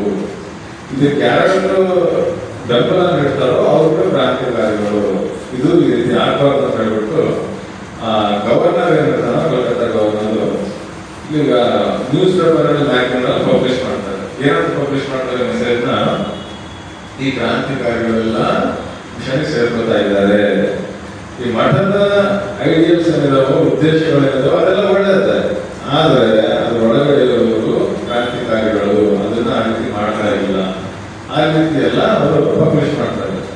ಅದನ್ನು ನೋಡಿ ಸಾಧಾರಣ ಭಕ್ತರೇನಿರ್ತಾರೋ ಅವರಿಗೆ ಹೆದರಿಕೆ ಆಗುತ್ತೆ, ನಾವೇನಾದ್ರೂ ಮಠಕ್ಕೆ ಬೆಂಬಲ ಕೊಟ್ರೆ, ನಾವು ಹಣವನ್ನು ಕೊಟ್ರೆ ಈ ಬ್ರಿಟಿಷರು ನಮಗೆ ಕಷ್ಟ ಕೊಡ್ತಾರೆ ಅಂತ. ಇದು ಒಂದು ತುಂಬಾ ಕಷ್ಟ ಪರಿಸ್ಥಿತಿ ನಿರ್ಮಾಣ ಆಗುತ್ತೆ. ಇದನ್ನೆಲ್ಲ ವಿಚಾರ ಮಾಡಿ ಶಾರದಾನಂದರು, ಸ್ವಾಮಿ ಶಾರದಾನಂದರು ಜನರಲ್ ಸೆಕ್ರೆಟರಿ ಆಗಿರ್ತಾರೆ. ಸೊ ಈಗ ಬೇರೆ ಎಲ್ಲ ಚರ್ಚೆ ಮಾಡಿ ಅವರು ಒಂದು ತೀರ್ಮಾನ ತಗೊಳ್ತಾರೆ. ಏನದು ಅಂದ್ರೆ, ಯಾರು ಕ್ರಾಂತಿಕಾರಿಗಳಿದ್ದಾರೋ ಅವರು ಮಠದಲ್ಲಿ ಇರಬಾರ್ದು, ಅವ್ರನ್ನ ತೆಗೆದ್ರೆ ಅವಾಗ ಬ್ರಿಟಿಷರು ನಮ್ಮಲ್ಲಿ ಹೋಗೋಲ್ಲ, ಅವಾಗ ತಮ್ಮ ಧೋರಣೆಯನ್ನು ಕೂಡ ಬದಲಿಸ್ಕೋತಾರೆ, ನಾವು ಚೆನ್ನಾಗಿ ನಮ್ಮ ಸೇವಾ ಕಾರ್ಯ ಅದನ್ನ ನಾವು ಮಾಡಬಹುದು ಅಂತ. ಸರಿ ಆಯ್ತು, ಆದ್ರೆ ಅದನ್ನ ಮಾಡೋಕ್ಕಿಂತ ಮುಂಚೆ ಶ್ರೀಮಂತ ಅವ್ರಿಗೆ ಹೇಳ್ಬೇಕು, ಅದೇ ಪದ್ಧತಿ ಆಯ್ತು ಅಂತ ಅವ್ರ ಹತ್ರ ಹೋಗ್ತಾರೆ. ಅಮ್ಮ ನೋಡು ಈ ರೀತಿ ಆಗ್ತಾ ಇದೆ, ಕ್ರಾಂತಿಕಾರಿಗಳೆಲ್ಲ ಬಂದು ಸೇರ್ತಾರೆ, ಅವರೆಲ್ಲ ಒಳ್ಳೆಯವರೇ, ಅವರೆಲ್ಲ ಬಿಟ್ಬಿಟ್ಟಿದ್ದಾರೆ ಇವನ್ನ, ಆ ಕ್ರಾಂತಿಕಾರಿ ಅದನ್ನೆಲ್ಲ ಹೋರಾಟ ಎಲ್ಲ ಮಾಡ್ತಿಲ್ಲ. ಆದ್ರೆ ಈ ವಿಷಯ ಬ್ರಿಟಿಷರಿಗೆ ಅರ್ಥ ಆಗ್ತಾ ಇಲ್ಲ. ಅವ್ರು ಏನು ಅನ್ಕೋತಿದ್ದಾರೆ, ಇಲ್ಲಿ ಬಂದು ಅವ್ರನ್ನೇ ಮಾಡ್ತಿದ್ದಾರೆ ಅಂತ ಅನ್ಕೋತಾ ಇದ್ದಾರೆ. ಅದರಿಂದಾಗಿ ನಮ್ಮ ಮಠಕ್ಕೆ ಕೆಟ್ಟ ಹೆಸರು ಬರ್ತಾ ಇದೆ. ನಮ್ಮ ಭಕ್ತರೆಲ್ಲ ನಮಗೆ ಹಣ ಕೊಡ್ಲಿಕ್ಕೆ ಹಿಂಜರಿತಾ ಇದ್ದಾರೆ, ಬೆಂಬಲ ಕೊಡ್ಲಿಕ್ಕೆ ಹಿಂಜರಿತಾ ಇದ್ದಾರೆ. ಅದಕ್ಕಾಗಿ ಅಲ್ಲಿ ಯಾರ್ಯಾರ ಕ್ರಾಂತಿಕಾರಿಗಳಿದ್ದಾರೋ ಅವ್ರನ್ನ ತೆಗಿಬೇಕು. ತೆಗೆದಾಗ ಈ ಸಮಸ್ಯೆ ಪರಿಹಾರ ಆಗುತ್ತೆ. ಅಂತ ಹೇಳ್ತಾರೆ. ಅದಕ್ಕೆ ಶ್ರೀಮಾತರು ಹೇಳ್ತಾರೆ, ಅವರೆಲ್ಲ ಬಂದಿರೋದು ರಾಮಕೃಷ್ಣರಿಗಾಗಿ ಎಲ್ಲವನ್ನು ಬಿಟ್ಟು ಬಂದಿರೋದು. ನೀವು ಕೂಡ ಎಲ್ಲರೂ ರಾಮಕೃಷ್ಣರಿಗಾಗಿ ಬಿಟ್ಟು ಬಂದು ಮಠವನ್ನು ಸೇರಿರೋದು. ನೀವು ಹೇಗಿರ್ತಾರೋ ಇಲ್ಲಿ ಅವರು ಕೂಡ ಇಲ್ಲೇ ಇರೋದು. ನೀವು ಇರೋದಾದ್ರೆ ಅವರು ಇರಬೇಕು, ಅವರು ಹೋಗೋದಾದ್ರೆ ಇರಬೇಕು. ಅಷ್ಟರ ಮಟ್ಟಿಗೆ ಹೇಳ್ಬಿಡ್ತಾರೆ. ಅಷ್ಟೇ ಅಲ್ಲ, ತುಂಬಾ ಹೇಳಿ ಬಿಡಲಿಲ್ಲ. ಅದಕ್ಕೆ ಪರಿಜ್ಞಾನ ಏನು ಅದನ್ನು ಹೇಳ್ತಾರೆ ಅವರು. ಇನ್ನೊಂದು ಕೆಲಸ ಮಾಡು, ಆ ಗವರ್ನರಿಗೆ ಏನೋ ಒಂದು ಪತ್ರವನ್ನು ಬರೀ, ನಮ್ಮ ಪರಿಸ್ಥಿತಿ ನಾವು ಏನ್ ಮಾಡ್ತಿದ್ದೀವಿ, ನಮ್ದು ಏನು ಐಡಿಯಾಸ್ ಅವನ್ನೆಲ್ಲ ವಿಸ್ತಾರವಾಗಿ ಪತ್ರವನ್ನು ಬರೆದು ಅವರಿಗೆ ಅರ್ಥ ಮಾಡಿಸು ಅಂತ ಕೂಡ ಪರಿಹಾರ ಕೂಡ ಕೊಡ್ತಾರೆ. ಶಾರದಾನಂದರು ಹಾಗೆ ಮಾಡ್ತಾರೆ, ಪತ್ರವನ್ನು ಬರೀತಾರೆ. ಆ ಗವರ್ನರ್ ಬಂದು ಕೂಡ ನೋಡ್ತಾರೆ, ನೋಡಿ ಬೆರು ನೋಡಕ್ಕೆ ಬರ್ತಾರೆ, ಅವರಿಗೆಲ್ಲ ಏನು ಸೇವಾ ಕಾರ್ಯಗಳು ತೋರಿಸ್ತಾರೆ, ಅರ್ಥಪಡಿಸ್ತಾರೆ. ಆಗ ಅದನ್ನು ನೋಡಿ ಅವರು ಸಂತುಷ್ಟಗೊಳ್ತಾರೆ. ಆಗ ಅವರಿಗೆ ಕೆಟ್ಟ ಧೋರಣೆ ಏನಿದೆನೋ, ತಪ್ಪು ಧೋರಣೆ ಏನಿದೆನೋ ಅದು ಸರಿ ಹೋಗುತ್ತೆ. ಈ ರೀತಿಯಾಗಿ ಶ್ರೀಮಾತವರು ಇಷ್ಟು ಕಷ್ಟ ಪರಿಸ್ಥಿತಿಯನ್ನು ಕೂಡ ಇಷ್ಟು ಸುಲಭವಾಗಿ ಸಾಲ್ವ್ ಮಾಡ್ತಾರೆ. ಇದಾಯಿತು ಅವರ ಮುಂದಿನದು. ಅವರು ಸಜ್ಜನರಿಗೂ ತಾಯಿ, ದುರ್ಜನರಿಗೂ ತಾಯಿ, ಒಳ್ಳೆಯವರಿಗೂ ತಾಯಿ, ಕೆಟ್ಟವರಿಗೂ ತಾಯಿ. ಇದಕ್ಕೊಂದು ಉದಾಹರಣೆ ಅಂದ್ರೆ 3 ಜನ ಪಾಪಿಗಳು ಅಂತ ಹೇಳ್ಬೋದು. ತುಂಬಾ ಕೆಟ್ಟ ಕೆಲಸಗಳೆಲ್ಲ ಮಾಡಿರ್ತಾರೆ. 3 ಜನ ಗಲ್ಮಠಕ್ಕೆ ಹೋಗ್ತಾರೆ. ಗಲ್ಮಠಕ್ಕೆ ಹೋಗಿ ನಮಗೆ ದೀಕ್ಷೆ ಕೊಡಿ ಅಂತ ಹೇಳ್ತಾರೆ. ಮುಂಚೆ ತುಂಬಾ ಪಾಪಗಳನ್ನು ಮಾಡಿದ್ರು, ಆದ್ರೆ ಆಮೇಲೆ ಅವರೆಲ್ಲ ಅರಿವಾಗುತ್ತೆ, ನಾವು ತಪ್ಪು ಮಾಡಿದ್ವಿ, ತುಂಬಾ ತಪ್ಪಾಯ್ತು ನಮ್ಮಿಂದ, ಮುಂದೆ ನಾವು ಒಳ್ಳೆ ಜೀವನವನ್ನ ನಡೆಸಬೇಕು. ಸೊ ಒಳ್ಳೆ ಜೀವನವನ್ನ ನಡೆಸಬೇಕಂದ್ರೆ ಏನ್ ಮಾಡಬೇಕು? ಯಾರು ಹೇಳಿರ್ತಾರೆ ಅದೇ ರೀತಿ ನೀವು ಆಧ್ಯಾತ್ಮಿಕ ಜೀವನ ನಡೆಸಬೇಕು, ದೀಕ್ಷೆ ತಗೋಬೇಕು, ಜಪವನ್ನ ಮಾಡಬೇಕು. ಅದಕ್ಕೂ ಅವರು ಬ್ರಹ್ಮಾನಂದ ಹತ್ರ ಹೋಗ್ತಾರೆ. ಗಲ್ಮಠಕ್ಕೆ, ಸ್ವಾಮಿ ನಮಗೆ ದೀಕ್ಷೆಯನ್ನು ಕೊಡಿ ಅಂತ ಕೇಳ್ತಾರೆ. ಬ್ರಹ್ಮಾನಂದರು ಜ್ಞಾನಿಗಳು, ಅವ್ರು ನೋಡಿದ್ ಕೂಡ ಅರ್ಥ ಆಗುತ್ತೆ, ಇವ್ರು ಮುಂಚೆ ಏನೇನು ಮಾಡಿದ್ದಾರೆ, ಇಂಥ ಪಾಪ ಕಾರ್ಯಗಳನ್ನ ಮಾಡಿದ್ದಾರೆ, ಇವ್ರಿಗೆ ದೀಕ್ಷೆ ಕೊಟ್ರೆ ಒಂದೇನು ಗತಿ ಆಗುತ್ತೆ ಅಂತ ಅವ್ರಿಗೆ ಅರ್ಥ ಆಗುತ್ತೆ. ಅದಕ್ಕೆ ಅವ್ರು ಹೇಳ್ತಾರೆ, ಇಲ್ಲ ಇಲ್ಲ ನಿಮಗೆಲ್ಲ ನಾನು ದೀಕ್ಷೆ ಕೊಡೋಕ್ಕಾಗಲ್ಲ, ಇವೊಂದು ಕೆಲಸ ಮಾಡ್ರಿ, ನೀವು ಶ್ರೀಮಾತರ ಹತ್ರ ಹೋಗಿ ಅವ್ರು ನಿಮ್ಗೆ ದೀಕ್ಷೆ ಕೊಡ್ತಾರೆ. ಅವ್ರು ಸ್ವಲ್ಪ ಎಲ್ಲ ರಿಕ್ವೆಸ್ಟ್ ಮಾಡ್ತಾರೆ, ಆದ್ರೆ ಹೇಳಲ್ಲ, ನೀವೆಲ್ಲ ಅಲ್ಲೇ ಹೋಗ್ರಿ ಅಂತ ಕಳಿಸ್ಕೊಡ್ತಾರೆ. ಆಯ್ತು, ಅವರು ಶ್ರೀಮಂತರ ಹತ್ರ ಹೋಗ್ತಾರೆ. ಅಲ್ಲಿ ಹೋಗ್ತಾರೆ, ಅವ್ರ ಹತ್ರ ಹೇಳ್ತಾರಮ್ಮ ನನಗೆ ದೀಕ್ಷೆ ಕೊಡಿ. ಶ್ರೀಮಂತರು ನೋಡ್ತಾರೆ ಅವ್ರು ಎಂತ ಪಾಪ ಕಾರ್ಯಗಳನ್ನು ಮಾಡಿದಾರಂತ. ಅವಾಗ ಹೇಳ್ತಾರೆ, ಆಹಾ ರಾಖಾಲ್ ಎಂತ ಮಗ, ಮಕ್ಳು ಯಾವಾಗಲೂ ಒಳ್ಳೆಯದನ್ನ ಸಿಹಿಯಾದನ್ನ ಕೊಡಬೇಕು, ಅದು ನನ್ನ ಮಗ ನೋಡು ವಿಷವನ್ನ ಕಳಿಸ್ತಾರೆ ನನಗೆ, ಈ ರೀತಿ ಹೇಳ್ತಾರೆ. ಅವರು ಹೇಳ್ತಾರೆ, ಇಲ್ಲ ನಿಮ್ಗೆ ದೀಕ್ಷೆ ಕೊಡೋಕ್ಕಾಗಲ್ಲ, ನೀವು ಹೋಗ್ಬಿಡಿ. ಸರಿ, ಹೊರಗೆ ಬರ್ತಾರದು. ಬಂದು ತುಂಬಾ ದುಃಖ ಆಗುತ್ತೆ. ಏನಿದು ನಾವು ಬದಲಾಗಿದ್ದೀವಿ, ಈಗ ಸರಿ ನಾವು ಮುಂದೆ ಪಾಪ ಮಾಡಿದ್ದೀವಿ, ಅಲ್ಲಿ ಬದಲಾಗಿದ್ದೀವಿ, ಒಳ್ಳೆ ಜೀವನ ನಡೆಸ್ಬೇಕಂತೀವಿ, ಆದ್ರೂ ಯಾರು ನಮಗೆ ದಾರಿ ತೋರಿಸ್ತಾ ಇಲ್ಲ. ಮತ್ತೆ ಒಳಗೆ ಹೋಗ್ತಾರೆ, ಇಲ್ಲ ನೀವು ಕೊಡ್ಲೇಬೇಕು ನಮಗೆ, ನೀವೇ ಗತಿ ನಮಗೆ, ಇನ್ಯಾರು ಗತಿ ಇದ್ದಾರೆ, ನೀವೇ ನಮ್ಮನ್ನ ಕಾಪಾಡಬೇಕು. ಆಗ ಶ್ರೀಮಾತರ ಜೊತೆ ಕರೆಯುತ್ತೆ. ಆಗ ಸರಿ ಆಯ್ತು, ನೀವು ಬಂದಿದ್ದೀರಾ, ಸರಿ ದೀಕ್ಷೆ ಕೊಡ್ತೀನಿ ಅಂತ ಪಾಪಗಳು ಕೂಡ ದೀಕ್ಷೆ ಕೊಡ್ತಾರೆ. ಈಗ ನಮ್ಗೆ ಅನಿಸ್ಬೋದು, ಸರಿ ಯಾಕೆ ದೀಕ್ಷೆ ಕೊಟ್ಟರು, ಸರಿ ಅದರಿಂದ ಏನು ಸಮಸ್ಯೆ? ದೀಕ್ಷೆ ಕೊಡ್ಬೇಕು, ಭಗವಂತ ನಾಮನೆಲ್ಲ ದೀಕ್ಷೆ ಅಂದ್ರೆ ಅದರಿಂದ ಏನು ಸಮಸ್ಯೆ? ಕೊಡೋದ್ರಲ್ಲಿ ಏನು ತಪ್ಪಿದೆ? ದೀಕ್ಷೆ ಕೊಡುವ ಗುರು ತಮ್ಮ ಶಿಷ್ಯರ ಪಾಪವನ್ನ ಸ್ವೀಕರಿಸ್ತಾರೆ. ಅವರು ಪಾಪವನ್ನ ಸ್ವೀಕರಿಸಿ ಅದ್ರದ್ದು ಏನು ಎಫೆಕ್ಟ್ ಇರಲ್ಲ, ಅವ್ರ ದೇಹದ ಮೇಲೆ ಆಗುತ್ತದೆ. ಅವ್ರ ಮೈಯೆಲ್ಲ ಉರಿಲಿಕ್ಕೆ ಶುರುವಾಗುತ್ತೆ, ಸುರ್ಲಿಕ್ಕೆ ಶುರುವಾಗುತ್ತೆ. ದೀಕ್ಷೆ ಬಿಟ್ಬಿಡಿ, ಸುಮ್ಮನೆ ಹೋಗಿ ಪ್ರಣಾಮ ಮಾಡ್ತಾರಲ್ಲ, ಅದರಿಂದಲೂ ಪಾಪಗಳ ಸ್ಪರ್ಶ ಏನಿದೆಯಲ್ಲ ಅದು ಸಂತರಿಗೆ ಕಷ್ಟ ಕೊಡುತ್ತೆ. ಈ ರೀತಿ ಆಧ್ಯಾತ್ಮಿಕ ಜೀವನ ಎಷ್ಟು ಸೂಕ್ಷ್ಮವಾಗುತ್ತೆ. ದೀಕ್ಷೆ ಕೊಟ್ಟರಂತೂ ಎಲ್ಲ ಪಾಪ ಸ್ವೀಕರಿಸ್ತಾರೆ, ಅದಲ್ಲದೆ ಬರೀ ಪ್ರಣಾಮ ಮಾಡಿದ್ರು ಕೂಡ ಅವ್ರ ಸ್ಪರ್ಶದಿಂದ ಸಂತರಿಗೆ ಕಷ್ಟ ಆಗುತ್ತೆ. ಶ್ರೀಮಾತರು ಹೇಳ್ತಾರೆ, ಎಷ್ಟೋ ದಿನ ತುಂಬಾ ಜನ ಬಂದು ರೀತಿ ನಮಸ್ಕಾರ ಮಾಡಿ ಹೋದ್ಮೇಲೆ ಹೇಳ್ತಾರೆ, ಗಂಗಾಜಲವನ್ನು ಕೊಡು, ನನ್ನ ಮೈ ಉರಿತಾ ಇದೆ, ನನ್ನ ಕಾಲುಗಳನ್ನ ಗಂಗಾಜಲದಿಂದ ತೊಳ್ಕೊತೀನಿ, ಗಂಗಾಜಲದಿಂದ ಸ್ವಲ್ಪ ಶಾಂತಿ ಸಿಗುತ್ತೆ, ನೆಮ್ಮದಿ ಸಿಗುತ್ತೆ, ಗಂಗಾಧರವರು ಈ ರೀತಿ ಹೇಳ್ತಿರ್ತಾರೆ. ಅದಕ್ಕಾಗಿಯೇ ಪಾಪಗಳಿಗೆ ದೀಕ್ಷೆ ಕೊಡುವುದಕ್ಕೆ ಹಿಂಜರಿಯೋದು. ಇದೇ ಕಾರಣದಿಂದಲೇ ಬ್ರಹ್ಮಾನಂದರು ಕೂಡ ಅವರಿಗೆ ದೀಕ್ಷೆ ಕೊಟ್ಟಿರಲ್ಲ. ಆದರೆ ಶ್ರೀಮಾತೆ ಅವರು ಜಗನ್ಮಾತೆ, ಅವರ ಹೃದಯ ಕರಗುತ್ತೆ, ಶರಣಾದರೆ ಯಾರು ಶರಣಾಗ್ತಾರೋ ಅವ್ರ ಮೇಲೆ, ಅದಕ್ಕಾಗಿ ಅವರು ದೀಕ್ಷೆ ಕೊಡ್ತಾರೆ. ದೀಕ್ಷೆ ತಗೊಂಡ್ರು ತುಂಬಾ ಖುಷಿ ಆಗ್ತವ್ರಿಗೆ ವಾಪಸ್ ಬೇಲೂರು ಮಠಕ್ಕೆ ಹೋಗ್ತಾರೆ. ಬೇಲೂರು ಮಠಕ್ಕೆ ಹೋಗಿ ಹೇಳ್ತಾರೆ ಈ ರೀತಿ, ಶ್ರೀಮಾತೆ ನಮಗೆ ದೀಕ್ಷೆ ಕೊಟ್ಟರು. ಅದನ್ನು ಕೇಳಿ ಆಶ್ಚರ್ಯ ಆಗುತ್ತೆ. ಅಲ್ಲಿ ಬ್ರಹ್ಮಾನಂದ ಇರ್ತಾರೆ, ಶಿವಾನಂದ ಇರ್ತಾರೆ, ಪ್ರೇಮಾನಂದ ಇರ್ತಾರೆ. ಕೇಳಿದ್ರೆ ಅವ್ರಿಗೆ ಆಶ್ಚರ್ಯ. ಆ ಪ್ರೇಮಾನಂದ ಹೇಳ್ತಾರೆ, ಕೃಪಾ ಕೃಪಾ, ಇಂಥ ಕೃಪಾಮಣಿ, ಇಂಥ ಪಾಪಗಳನ್ನು ಕೂಡ ಶ್ರೀಮಂತರು ದೀಕ್ಷೆನ ಕೊಡ್ತಿದ್ದಾರೆ. ಎಂಥ ವಿಷಯವನ್ನ ನಾವು ಸ್ವೀಕರಿಸಿದ್ರೆ ಸುಟ್ಟು ಹೋಗ್ಬಿಡ್ತೀವಿ, ಅಂಥ ವಿಷಯವನ್ನ ಕೂಡ ಅವರು ಸ್ವೀಕರಿಸ್ತಾ ಇದ್ದಾರೆ. ಸ್ವೀಕರಿಸಿ ಅದೇನು ಅಲ್ಲ ಮಾತ್ರ ಸ್ವೀಕರಿಸಿ ಉದ್ಧರಿಸಿದ್ದಾರೆ. ಕೃಪಾ ಕೃಪಾ ಅಂತ ಹೇಳ್ತಾರೆ.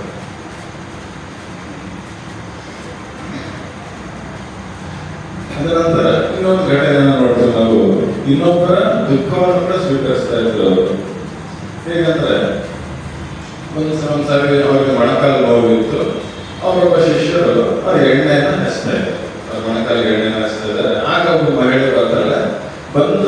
ಬಂದ ತಕ್ಷಣ ಬಂದು ಅವ್ರ ಹತ್ರ ಕೂತು ಅಳ್ಳಿಗೆ ಶುರು ಮಾಡ್ತಾರೆ. ತುಂಬಾ ದುಃಖ, ಅಳ್ಳಿಗೆ ಶುರು ಮಾಡ್ತಾರೆ. ಅವರು ಸೇವಕರಿರ್ತಾರಲ್ಲ, ಅವ್ರು ಹೇಳ್ತಾರೆ, ಅಮ್ಮ ಈ ಮಹಿಳೆ ತುಂಬಾ ದುಃಖ ಇದೆ, ಅಳುತ್ತಿದ್ದಾಳೆ ಅವರು. ಶ್ರೀಮಾತರು ಹೇಳ್ತಾರೆ, ಸರಿ ಸರಿ ಅಳ್ಳಿ ಪರವಾಗಿಲ್ಲ. ಅದೇನಾಗಿರುತ್ತೆ ಅಂದ್ರೆ, ಆ ಮಹಿಳೆಯ ಗಂಡ ತಿಳ್ಕೊಂಡಿರ್ತಾರೆ. ಒಳ್ಳೆಯ ಮನುಷ್ಯ, ಚೆನ್ನಾಗಿ ಓದಿರ್ತಾನೆ, ಒಳ್ಳೆ ದುಡಿತಾ ಇರ್ತಾನೆ, ಸುಖವಾದ ಸಂಸಾರ. ಅಂಥ ಸಮಯದಲ್ಲಿ ಆ ಗಂಡ ತಿಳ್ಕೊತಾನೆ. ಆ ಮಹಿಳೆಗೆ ಅತಿಯಾದ ದುಃಖ. ಶ್ರೀಮಾತವರ ಹತ್ರ ಬಂದು ತನ್ನ ದುಃಖವನ್ನು ತೋಡ್ಕೊತಾ ಇದ್ದಾಳೆ, ಅಳ್ತಾ ಇದ್ದಾಳೆ. ಶ್ರೀಮಾತರು ಹೇಳ್ತಾರೆ, ಸರಿ ಹಳ್ಳಿ ಬಿಡು ಅಂತ. ಸ್ವಲ್ಪ ಸಮಯ ಆಗುತ್ತೆ. ಆ ಶಿಷ್ಯರು ನೋಡ್ತಾರೆ, ಆ ಮಹಿಳೆಯ ಅಳು ನಿಧಾನವಾಗಿ ಕಡಿಮೆ ಆಗ್ತದೆ. ಈ ಶ್ರೀಮಾತರ ಕಣ್ಣಲ್ಲಿ ನೀರು ಹರಿತಾ ಇದೆ. ಹೀಗೆ ಸ್ವಲ್ಪ ಸಮಯ ಆದ ಕೂಡಲೇ ಆ ಮಹಿಳೆ ಶಾಂತವಾಗುತ್ತಾರೆ. ಆ ಮಹಿಳೆಯ ದುಃಖವನ್ನ ಶ್ರೀಮಾತರು ಸ್ವೀಕರಿಸಿದ್ರು. ಅಷ್ಟೇ ಅಲ್ಲ, ಬರೀ ದುಃಖವನ್ನು ಸ್ವೀಕರಿಸಿದಲ್ಲ, ಅವರಿಗೆ ಜ್ಞಾನವನ್ನು ಕೂಡ ಕೊಡ್ತಾರೆ. ಆ ಪವಿತ್ರ ಸಂಘದಿಂದ ಅವಳಿಗೆ ಅರ್ಥ ಆಗುತ್ತೆ, ಈ ಜಗತ್ತಿನ ನಶ್ವರತೆ ಅರ್ಥ ಆಗುತ್ತೆ. ಶಾಂತರಾಗ್ತಾರೆ, ತೃಪ್ತರಾಗಿ ಹೋಗ್ತಾರೆ. ಈ ರೀತಿ ಶ್ರೀಮಾತೆಯವರು ಇನ್ನೊಬ್ಬ ದುಃಖವನ್ನು ಕೂಡ ಸ್ವೀಕರಿಸಿ ಅವರಿಗೆ ಶಾಂತಿಯನ್ನ ನೀಡ್ತಾ ಇದ್ದಾರೆ. ಯಾರು ಕೇಳ್ತಾರೋ ಅವ್ರಿಗಂತೂ ಕೊಡ್ತಾನೆ ಇದ್ರು ಇವರ ಕೃಪೆಯನ್ನ, ಇವರ ಪ್ರೇಮವನ್ನ. ಯಾರು ಕೇಳ್ತಿರ್ಲಿಲ್ವೋ ಅವ್ರಿಗೂ ಕೊಡ್ತಾ ಇದ್ರು. ಇದು ಒಂದು ಉದಾಹರಣೆ ನೋಡೋಣ. ದೀನು ಅಂತ ಒಬ್ಬ ಚಿಕ್ಕ ಹುಡುಗ, ಹಸು ಕಾಲ ಹುಡುಗ, ಜಯಪಾಡಿ ಬರ್ತಿದ್ದ. ಬೆಳಿಗ್ಗೆ ಬಂದು ಸ್ವಲ್ಪ ತಿಂಡಿ ಎಲ್ಲ ತಿನ್ಕೊಂಡು ಹಸುವನ್ನು ಕರ್ಕೊಂಡು ಹೋಗಿ ಅದನ್ನೆಲ್ಲ ಮೇಯಿಸೋದು ಅದನ್ನೆಲ್ಲ ಮಾಡಿ ಮಧ್ಯಾಹ್ನ ಬರ್ತಿದ್ದ. ವಾಪಸ್ ಕರ್ಕೊಂಡು ಬರ್ತಾ ಊಟ ಮಾಡ್ತಿದ್ದ. ಶ್ರೀಮಾತವರು ಯಾರ್ಯಾರು ಊಟ ಮಾಡೋದಿದ್ದಾರೋ ಅವರೆಲ್ಲರಿಗೂ ಊಟ ಮಾಡಿಸಿ ಆಮೇಲೆ ಅವರು ಊಟ ಮಾಡ್ತಿದ್ರು. ಅದು ಒಂದಿನ ಏನಾಗುತ್ತೆ, ಈ ದೀನು ಹುಡುಗ ಹಸುಗಳನ್ನು ಕರ್ಕೊಂಡು ಹೋಗ್ತಾನೆ. ಅದು ಬರುವಾಗ ಕೆಲವರು ಹುಡುಗರೆಲ್ಲ ಆಟ ಆಡ್ತಾ ಇರ್ತಾರೆ. ಅದನ್ನ ನೋಡಿ ಅವನು ಆಟ ಆಡಬೇಕಂತ ಅನ್ಸುತ್ತೆ. ಅವನು ಅವ್ರ ಜೊತೆ ಆಟ ಆಡೋಕೆ ಶುರು ಮಾಡ್ತಾನೆ. ಈಗ ಬರೋದಕ್ಕೆ ಲೇಟ್ ಆಗುತ್ತೆ. ಯಾವ ಸಮಯಕ್ಕೆ ಬರ್ತಿದ್ದ ಆ ಸಮಯಕ್ಕೆ ಬರಲ್ಲ. ಶ್ರೀಮಂತರು ಕಾಯ್ತಾ ಇರ್ತಾರೆ, ಅವ್ನು ಬರಲಿ, ಊಟ ಮಾಡಲಿ, ಆಮೇಲೆ ಮಾಡ್ತಾನೆ ಅಂತ. ಆದ್ರೆ ಜೊತೆಗೆ ಬರ್ತಾರೆ, ಇಲ್ಲ ಅಮ್ಮ ಅವನು ಬರೋದು ಲೇಟ್ ಆಗುತ್ತೆ, ಏನಾಗ್ತಾನೋ ಆಟ ಆಡ್ತಿದ್ದಾನೋ, ನೀವು ಊಟ ಮಾಡಿ. ಬಂದ್ಮೇಲೆ ಅವನಿಗೆ ಊಟ ತೆಗೆದುಕೊಳ್ಳೋಣ, ಅವ್ನು ಊಟ ಮಾಡ್ತಾನೆ. ಸರಿ, ಇವ್ರು ಕೂಡ್ತಾರೆ. ಆಮೇಲೆ ಆ ಹುಡುಗ ಬರ್ತಾನೆ. ಅದಕ್ಕೆ ಅವ್ರು ಹೇಳ್ತಾರೆ, ನೋಡು ನಾನು ಇನ್ಸ್ಟಾಗ ಕಾಯ್ತಾನೆ ಇದ್ದೆ, ಆದ್ರೆ ಇವರೆಲ್ಲ ನನ್ನ ಕೂಡಿಸ್ಬಿಟ್ರು. ಸರಿ, ನಾನು ಊಟ ಮಾಡ್ತೀನಿ, ನೀನು ಊಟ ಮಾಡೋ, ಜೊತೆಗೆ ಊಟ ಮಾಡೋಣ. ಸರಿ, ಇಬ್ರು ಊಟ ಶುರು ಮಾಡ್ತಾರೆ. ಆ ಹುಡುಗ ತನ್ನ ಊಟ ಮುಗಿಸ್ತಾನೆ. ಶ್ರೀಮಂತ ನೋಡ್ತಾರೆ, ಇವ್ರಿಗೆ ಒಂದು ತಟ್ಟೆ ಖಾಲಿ ಆಗಿದೆ. ಅವ್ರು ಕೇಳ್ತಾರೆ, ನಿನಗಿರೋ ಸ್ವಲ್ಪ ಅನ್ನ ಬೇಕು ಅಲ್ಲ ಅಂತ. ಅವ್ನಿಗೆ ಬೇಕಾಗಿರುತ್ತೆ, ಆದ್ರೆ ಅವ್ನು ಬೇಕು ಅಂತ ಹೇಳಿ ಹಿಂದೆ ಇರ್ತಾನೆ. ಯಾಕಂದ್ರೆ ಅಲ್ಲಿ ಯಾರು ಇಲ್ಲ, ಅವರಿಬ್ಬರೇ ಇದ್ದಾರೆ. ಶ್ರೀಮಂತ ಊಟ ಮಾಡ್ತಾರೆ. ಇವಾಗ ಬೇಕು ಅಂತಂದ್ರೆ ಮತ್ತೆ ಅವ್ರಿಗೆ ಎದ್ದು ಕೊಡಬೇಕು, ಅವ್ರಿಗೆ ಕಷ್ಟ ಆಗ್ಬಾರ್ದು ಅಂತ ಹೇಳ್ಬಿಟ್ಟು ಸುಮ್ಮನೆ ಇರ್ತಾರೆ. ಆದ್ರೆ ಅವ್ರಿಗೆ ಅರ್ಥ ಆಗುತ್ತೆ ನಿಮಗೆ ಬೇಕಾಗಿದೆ ಅಂತ, ಅದು ಕೇಳ್ತಾರೆ, ನಿಮ್ಮ ಹತ್ರ ಬಾ ಅಂತ ಹೇಳ್ತಾರೆ. ಬರ್ತಾನೆ, ಅವ್ರು ತನ್ನ ತಟ್ಟೆಯಲ್ಲಿರೋ ಅನ್ನವನ್ನ ಕೊಡ್ತಾರೆ. ಸರಿ ಆಯ್ತು, ತಿಂದಾನೆ, ಖುಷಿ ಆಗುತ್ತೆ. ಆಮೇಲೆ ಅಂತ ಹೇಳ್ತಾನೆ, ಅಮ್ಮ ಈಗ ನಾನು ನೀವು ಊಟ ಮಾಡ್ತೀರೋ ಮತ್ತೆ ನೀವೇ ಊಟ ಮಾಡ್ತೀರೋ, ಅದೇ ಬೇರೆ ಬೇರೆ ಅನ್ನ ಬೇರೆ ಬೇರೆ ಅಡುಗೆನ ಅಂತ ಕೇಳ್ತಾರೆ. ಶ್ರೀಮಂತ ಹೇಳ್ತಾರೆ, ಇಲ್ಲಪ್ಪ ಅಲ್ಲಿದೆ ನೋಡಿ ಗಳಿಗೆ, ಅದರಲ್ಲೇ ಮಾಡೋದನ್ನ ಎಲ್ಲರೂ ಆ ಅನ್ನದನ್ನ ತಿನ್ನೋದು. ಅದಕ್ಕೆ ಹೇಳ್ತಾನೆ, ಇಲ್ಲ ನೀವು ಕೊಟ್ಟರು ನನಗೆ ಆ ರೀತಿ ಅಮೃತದಂತ ಊಟವನ್ನು ಅನ್ನವನ್ನು ಯಾವತ್ತೂ ತಿಂದಿರಲಿಲ್ಲ. ಅದೇ ಪ್ರಥಮ ಬಾರಿ ನಾನು ಇಂಥ ರುಚಿಕರ ಅಮೃತವಾದ ಅನ್ನವನ್ನು ತಿಂದಿದ್ದು. ಎಂಥ ಮಹಾಪ್ರಸಾದ ಪಡೆದಿದ್ದಾನಂತ ಅವನಿಗೆ ಗೊತ್ತೇ ಆಗಿರಲಿಲ್ಲ, ಅವನು ಕೇಳಿರ್ಲಿಲ್ಲ, ಕೇಳಿದ್ರೆ ಕೊಟ್ಟ ಅದು ಮಹಾಪ್ರಸಾದ. ಇದು ಶ್ರೀಮಾತೆಯವರ ಕೃಪೆ, ಅವರ ತಾಯಿ ಕೃಪೆ. ಆಮೇಲೆ ಅವ್ರನ್ನ ನೋಡ್ಲಿಕ್ಕಂತ ತುಂಬಾ ಜನರು ಬರ್ತಿದ್ರು, ತುಂಬಾ ದೂರದಿಂದ ಬರ್ತಿದ್ರು, ಹತ್ತಿರದಿಂದ ಬರ್ತಿದ್ರು. ಕೆಲವೊಬ್ರು ಮೊದಲನೇ ಸಾರಿ ಬರ್ತಿದ್ರು, ಮತ್ತೆ ಯಾವಾಗೂ ಬರ್ತಾ ಇರಲಿಲ್ಲ. ಆ ರೀತಿ ಕೂಡ ಎಷ್ಟೋ ಜನ ಇದ್ರು. ಆದ್ರೆ ಬಂದು ಕೆಲ ನಿಮಿಷಗಳಲ್ಲೇ ಕೆಲ ಕ್ಷಣಗಳಲ್ಲೇ ಅವರ ಪ್ರೀತಿಯಿಂದ ಅವ್ರನ್ನ ತಮ್ಮವರನ್ನಾಗಿ ಮಾಡ್ತಾ ಇದ್ರು. ಎಷ್ಟರ ಮಟ್ಟಿಗೆ ಅಂದ್ರೆ ಸರಿ ಬಂದ್ರು, ಅವರೆಲ್ಲ ಮಾತಾಡಿದ್ರು, ಊಟ ಉಣಿಸಿದ್ರು, ದೀಕ್ಷೆ ಕೊಡ್ಬೇಕು, ದೀಕ್ಷೆ ಕೊಟ್ಟರು, ಆಮೇಲೆ ಹೋಗ್ಬೇಕು.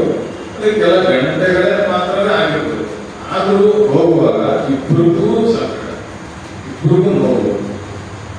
ತಾಯಿಗೆ ತನ್ನ ಮಗುವನ್ನ ಅಗಲುವ ನೋವು, ಮಗುವಿಗೆ ತನ್ನ ತಾಯಿಯನ್ನು ಅಗಲುವ ನೋವು. ಇಬ್ಬರು ಕಣ್ಣಲ್ಲೂ ನೀರು. ಅವರು ಹೋಗ್ಬೇಕು ನಮ್ಮ ಊರಿಗೆ, ಅವ್ರು ಹೋಗ್ತಾ ಇದ್ದಾರೆ. ಅವ್ರ ಹಿಂದೆ ಶ್ರೀಮಂತರು ಹೋಗ್ತಾ ಇದ್ದಾರೆ. ಊರಿನ ಕೊನೆಯಲ್ಲಿ ನಿಲ್ತಾರೆ, ಅವ್ರು ಹೋಗ್ತಾ ಇದ್ದಾರೆ.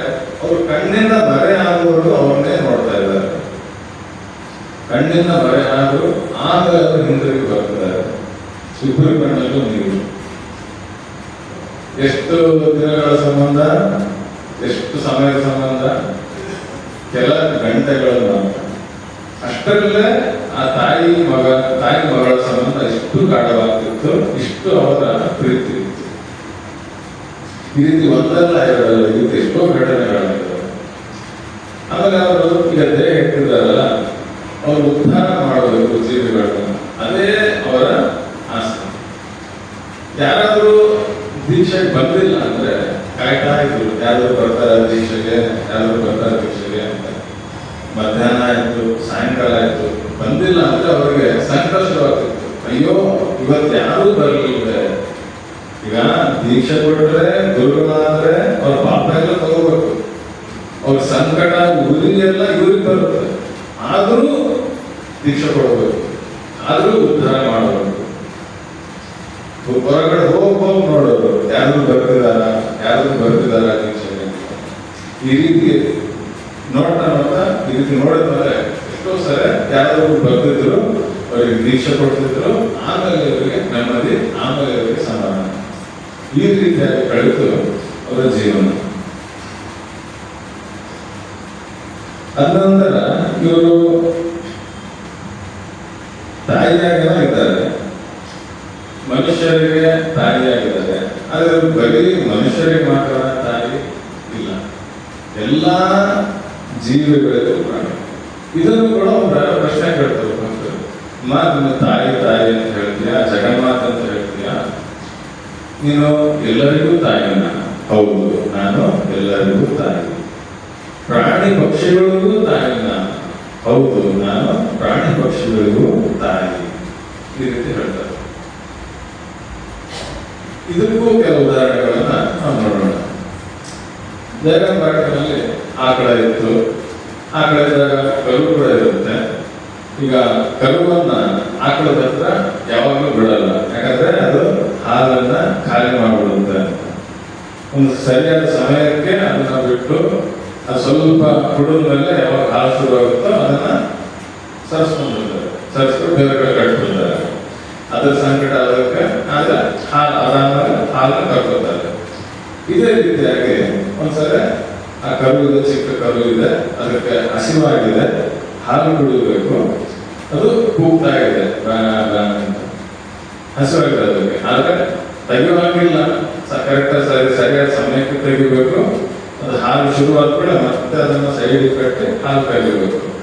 ಆದ್ರೆ ಅದು ಸಂಕಟ ಯಾರು ಗೊತ್ತಾಗ್ತಿಲ್ಲ. ಶ್ರೀಮಾತೆ ಅವರಿಗೆ ಇದು ಕೇಳಿಸ್ತು, ಅದರ ಕರುವಿನ ಕೂಗು ಕೇಳಿಸ್ತು. ಕೆಲವು ಸಾರಿ ಕೇಳಿದ್ರು, ಕೆಲವು ಸಾರಿ ಕೇಳಿದ ಕೂಡಲೇ ಅವರಿಗೆ ತಡ್ಕೊಳ್ಳೋಕ್ಕಾಗಲಿಲ್ಲ. ಮಗು ನಾನು ಬರ್ತಿದ್ದೀನಿ ನಿಲ್ಲು ಹೇಳ್ಬಿಟ್ಟು ಹೋಗಿ ಅದನ್ನ ಗಂಟನ್ನ ಬೀಸ್ಬಿಟ್ರು, ಅವರ ಹಗ್ಗವನ್ನು ಬೀಸ್ಬಿಟ್ರು. ಅದು ಹೋಗಿ ನನ್ನ ತಾಯಿ ಹತ್ರ ಹಾಲು ಕುಡಿತಿದೆ, ಅದನ್ನು ಅವರು ಆನಂದದಿಂದ ವೀಕ್ಷಿಸಿದ್ದಾರೆ. ಅದು ಮಗು ಹಾಲು ಕುಡಿತಿದೆ, ಅದರಲ್ಲೇ ಅವರಿಗೆ ತೃಪ್ತಿ. ಇದು ಆಯ್ತು ಹಸುದು. ಆಮೇಲೆ ಅವರು ಒಂದು ಗಿಳಿಯನ್ನ ಕೂಡ ಸಾಕಿದ್ರು, ಗಂಗಾರಾಮ್. ಅದಕ್ಕೆ ಮಾತು ಕಲಿಸಿದ್ರು, ಅದು ಮಾತಾಡ್ತಿತ್ತು. ಅದಕ್ಕೆ ಹಸುರಾದಾಗೆಲ್ಲ ಮಾ ಮಾ ಮಾ ಅಂತ ಕರೀತಾ ಇತ್ತು. ಅದು ಕರೆದ್ಬಿಟ್ಟು ಅದ್ರಿಗೆ ಅರ್ಥ ಆಗ್ತಾ ಇತ್ತು, ಇದಕ್ಕೆ ಹಸಿವಾಗಿದೆ, ಊಟ ಕೊಡ್ಬೇಕು. ಆವಾಗ ಅವರು ಕರೆದಾಗಲೂ ಅವರು ಕೊಡ್ತೀನಿ ಹಸಿವಾಗಿದೆ ಅಂತ ಗೊತ್ತು, ಊಟ ಕೊಡ್ತೀನಿ ಅಂತ ಹೇಳ್ಬಿಟ್ಟು ಅದಕ್ಕೆ ಏನು ಊಟ ಕೊಡ್ತಾ ಇದ್ರು. ಆ ಗಿಳಿ ಕೂಡ ಅವರು ನೋವು. ಆಮೇಲೆ ಒಂದು ಬೆಕ್ಕು ಇತ್ತು. ಈಗ ಬೆಕ್ಕಂದ್ರೆ ಕಳ್ತನ ಮಾಡುತ್ತೆ, ಅದರದ್ದು ಪ್ರಕೃತಿನಲ್ಲೇ ಕಳ್ತನ ಮಾಡೋದು. ಅದಕ್ಕಾಗಿ ಒಬ್ಬ ಬ್ರಹ್ಮಚಾರಿ, ಅವರ ಸೇವಕ ಅದಕ್ಕೆ ಹೊಡೆಯೋನು, ಇದೆಲ್ಲ ಕಳ್ಳತನ ಮಾಡುತ್ತೆ, ಇದು ಬೇರೆ ಮನೆಗೆ ಹೋಗುತ್ತೆ, ಅದಕ್ಕೆ ತೊಂದರೆ ಆಗುತ್ತೆ ನಮಗೆ. ಆದ್ರೆ ಶ್ರೀಮಾತೆ ಅವರು ಕೇಳ್ತಿರ್ಲಿಲ್ಲ, ಹೊಡಿಬೇಡ, ಆ ಥರ ಮಾಡಬೇಡ, ತಪ್ಪು. ಅವತ್ತು ನೋಡ್ರಿ ಈ ಥರ ಮಾಡತ್ತಲ್ಲ, ಸರಿನಾ, ನೀವೇ ಮುದ್ದು ಮಾಡಿ ಅದನ್ನ ಬೆಕ್ಕನ್ನ ಕೇಳಿಸಿದ್ದೀರಾ ಅಂತ ಹೇಳ್ತಾ ಇದ್ರು. ಅದಕ್ಕೆ ಸರಿ ನಾನು ಪಾಠ ಕೇಳ್ತೀನಿ ಅಂತ ಹೇಳ್ಬಿಟ್ಟು ಕೋಲು ತಗೊಂಡು ಹೆದರ್ಸೋದು, ಏನ್ ಮಾಡ್ತೀವಿ, ಸರಿಯಲ್ಲ, ಇದು ಈ ಥರ ಮಾಡ್ಬೇಕು. ಅದು ಬೆಕ್ಕು ನೋಡ್ತಾ ಇತ್ತು, ಅವ್ರನ್ನ ನೋಡಿ ಕೋಲು ತಗೊಂಡು ಹೊಡೆಯೋ ಥರ ಮಾಡಿದ್ರೆ ಅವ್ರು ಇನ್ನೂ ಅದ್ರ ಹತ್ತಿರ ಹೋಗಿ ಕೊಡ್ತಾ ಇದ್ರು. ಅವ್ರಿಗೂ ಅದು ಬೆಕ್ಕು ಗೊತ್ತು, ಇವರೆಲ್ಲ ಮಾಡ್ತಾರೆ ನಾಟಕ ಅಂತ. ಇವ್ರು ಹೊಡೆಯೋಕ್ಕೆಲ್ಲ ಆಗಲ್ಲದ್ರಿಂದ ಇವ್ರು ತೋರಿಸೋದು ಪ್ರೀತಿನೇ ಮಾತ್ರ. ಈ ರೀತಿ ಅವರ ಮಾತೃ ಪ್ರೇಮ ಜನರಿಗಾಯ್ತು, ಪ್ರಾಣಿಗಳಿಗಾಯ್ತು, ಪಕ್ಷಿಗಳಿಗಾಯ್ತು, ಎಲ್ಲರಿಗೂ ಆಯ್ತು. ಈ ನಾವು ಕೆಲ ಘಟನೆಗಳನ್ನ ನೋಡಿದ್ವಿ. ಕೊನೆಯದಾಗಿ ಅವರ ಒಂದು ಸಂದೇಶವನ್ನು ಓದಿ ಇದನ್ನ ಈ ಕಾರ್ಯಕ್ರಮವನ್ನು ಮುಗಿಸೋಣ. ಅವ್ರು ಹೇಳ್ತಾರೆ, ದುಃಖ ಬಂದಾಗ, ನೋವು ಬಂದಾಗ, ವಿಫಲತೆ ಬಂದಾಗ ನಿಶ್ಚಯವಾಗಿ ತಿಳಿದುಕೋ, ನಾನು ನಿನ್ನೊಡನೆ ಇದ್ದೇನೆ. ಮಗು, ಭಯಪಡಬೇಡ, ಹತಾಶನಾಗಬೇಡ. ನಾನಿರುವಾಗ ನಿನಗೆ ಭಯ ಬೇಕೆ? ನಾನು ನಿನ್ನ ತಾಯಿ, ನಿಜವಾದ ತಾಯಿ. ವಿಧಿಯಿಂದಲೂ ನನ್ನ ಮಕ್ಕಳಿಗೆ ಕೆಡುಕು ಮಾಡಲು ಸಾಧ್ಯವಿಲ್ಲ. ವಿಧಿಯಿಂದಲೂ ಕೂಡ ಅವಳ ಮಕ್ಕಳಿಗೆ ಕಳಕನ ಮಾಡಲು ಸಾಧ್ಯವಿಲ್ಲ. ನನ್ನ ಮೇಲೆ ಭಾರವನ್ನ ಹಾಕಿ ನಿಶ್ಚಿಂತನಾಗಿರು. ಶ್ರೀಮಂತರು ಹೇಳ್ತಾರೆ, ನನ್ನ ಮೇಲೆ ಭಾರವನ್ನು ಹಾಕಿ ನಿಶ್ಚಿಂತನಾಗಿರು ಅಂತ. ನಾನು ನಿನ್ನ ಈ ಲೋಕದ ತಾಯಿ, ಪರಲೋಕದ ತಾಯಿ. ನಾನು ತಾಯಿಯಾಗಿದ್ದಲ್ಲಿ ನಿನಗೆ ಭಯ ಬೇಕೆ? ನಾನು ಜನ್ಮ ಜನ್ಮಾಂತರದ ತಾಯಿ. ನಾನು ತಾಯಿಯಾಗಿದ್ದಲ್ಲಿ ನಿನಗೆ ಭಯ ಬೇಕೆ? ಇನ್ನೊಂದು ರೀತಿ ಕೂಡ ಹೇಳ್ತಾರೆ, ಅದನ್ನ ಯಾವಾಗಲೂ ನೆನ್ಪಿಟ್ಕೋ, ನನಗೊಬ್ಬ ತಾಯಿ ಇದ್ದಾಳೆ. ಕಷ್ಟ ಇರಲಿ, ಸುಖ ಇರಲಿ, ಏನೇ ಇರಲಿ, ನಾನು ಯಾವಾಗಲೂ ನೆನ್ಪಿಟ್ಕೋ, ನನಗೆ ಒಬ್ಬ ತಾಯಿ ಇದ್ದಾಳೆ. ಇದು ಆ ತಾಯಿಯ ಅಭಯವಾಣಿ. ನಮಗೆ, ಅವಳ ಮಕ್ಕಳಾದ ನಮ್ಮೆಲ್ಲರಿಗೆ ಅವಳ ಈ ಅಭಯವಾಣಿ. ಆ ಶ್ರೀಮಾನ್ ಶಾರದಾದೇವಿ ಅವರು ತಮ್ಮ ಪ್ರೇಮದಿಂದ ನಮ್ಮೆಲ್ಲರನ್ನು ಆಶೀರ್ವದಿಸಲಿ ಅಂತ ಪ್ರಾರ್ಥಿಸುತ್ತಾ ಇಂದಿನ ಈ ಕಾರ್ಯಕ್ರಮವನ್ನು ಮುಗಿಸೋಣ. ಹರಿ ಓಂ ತತ್ಸತ್. ಶ್ರೀರಾಮ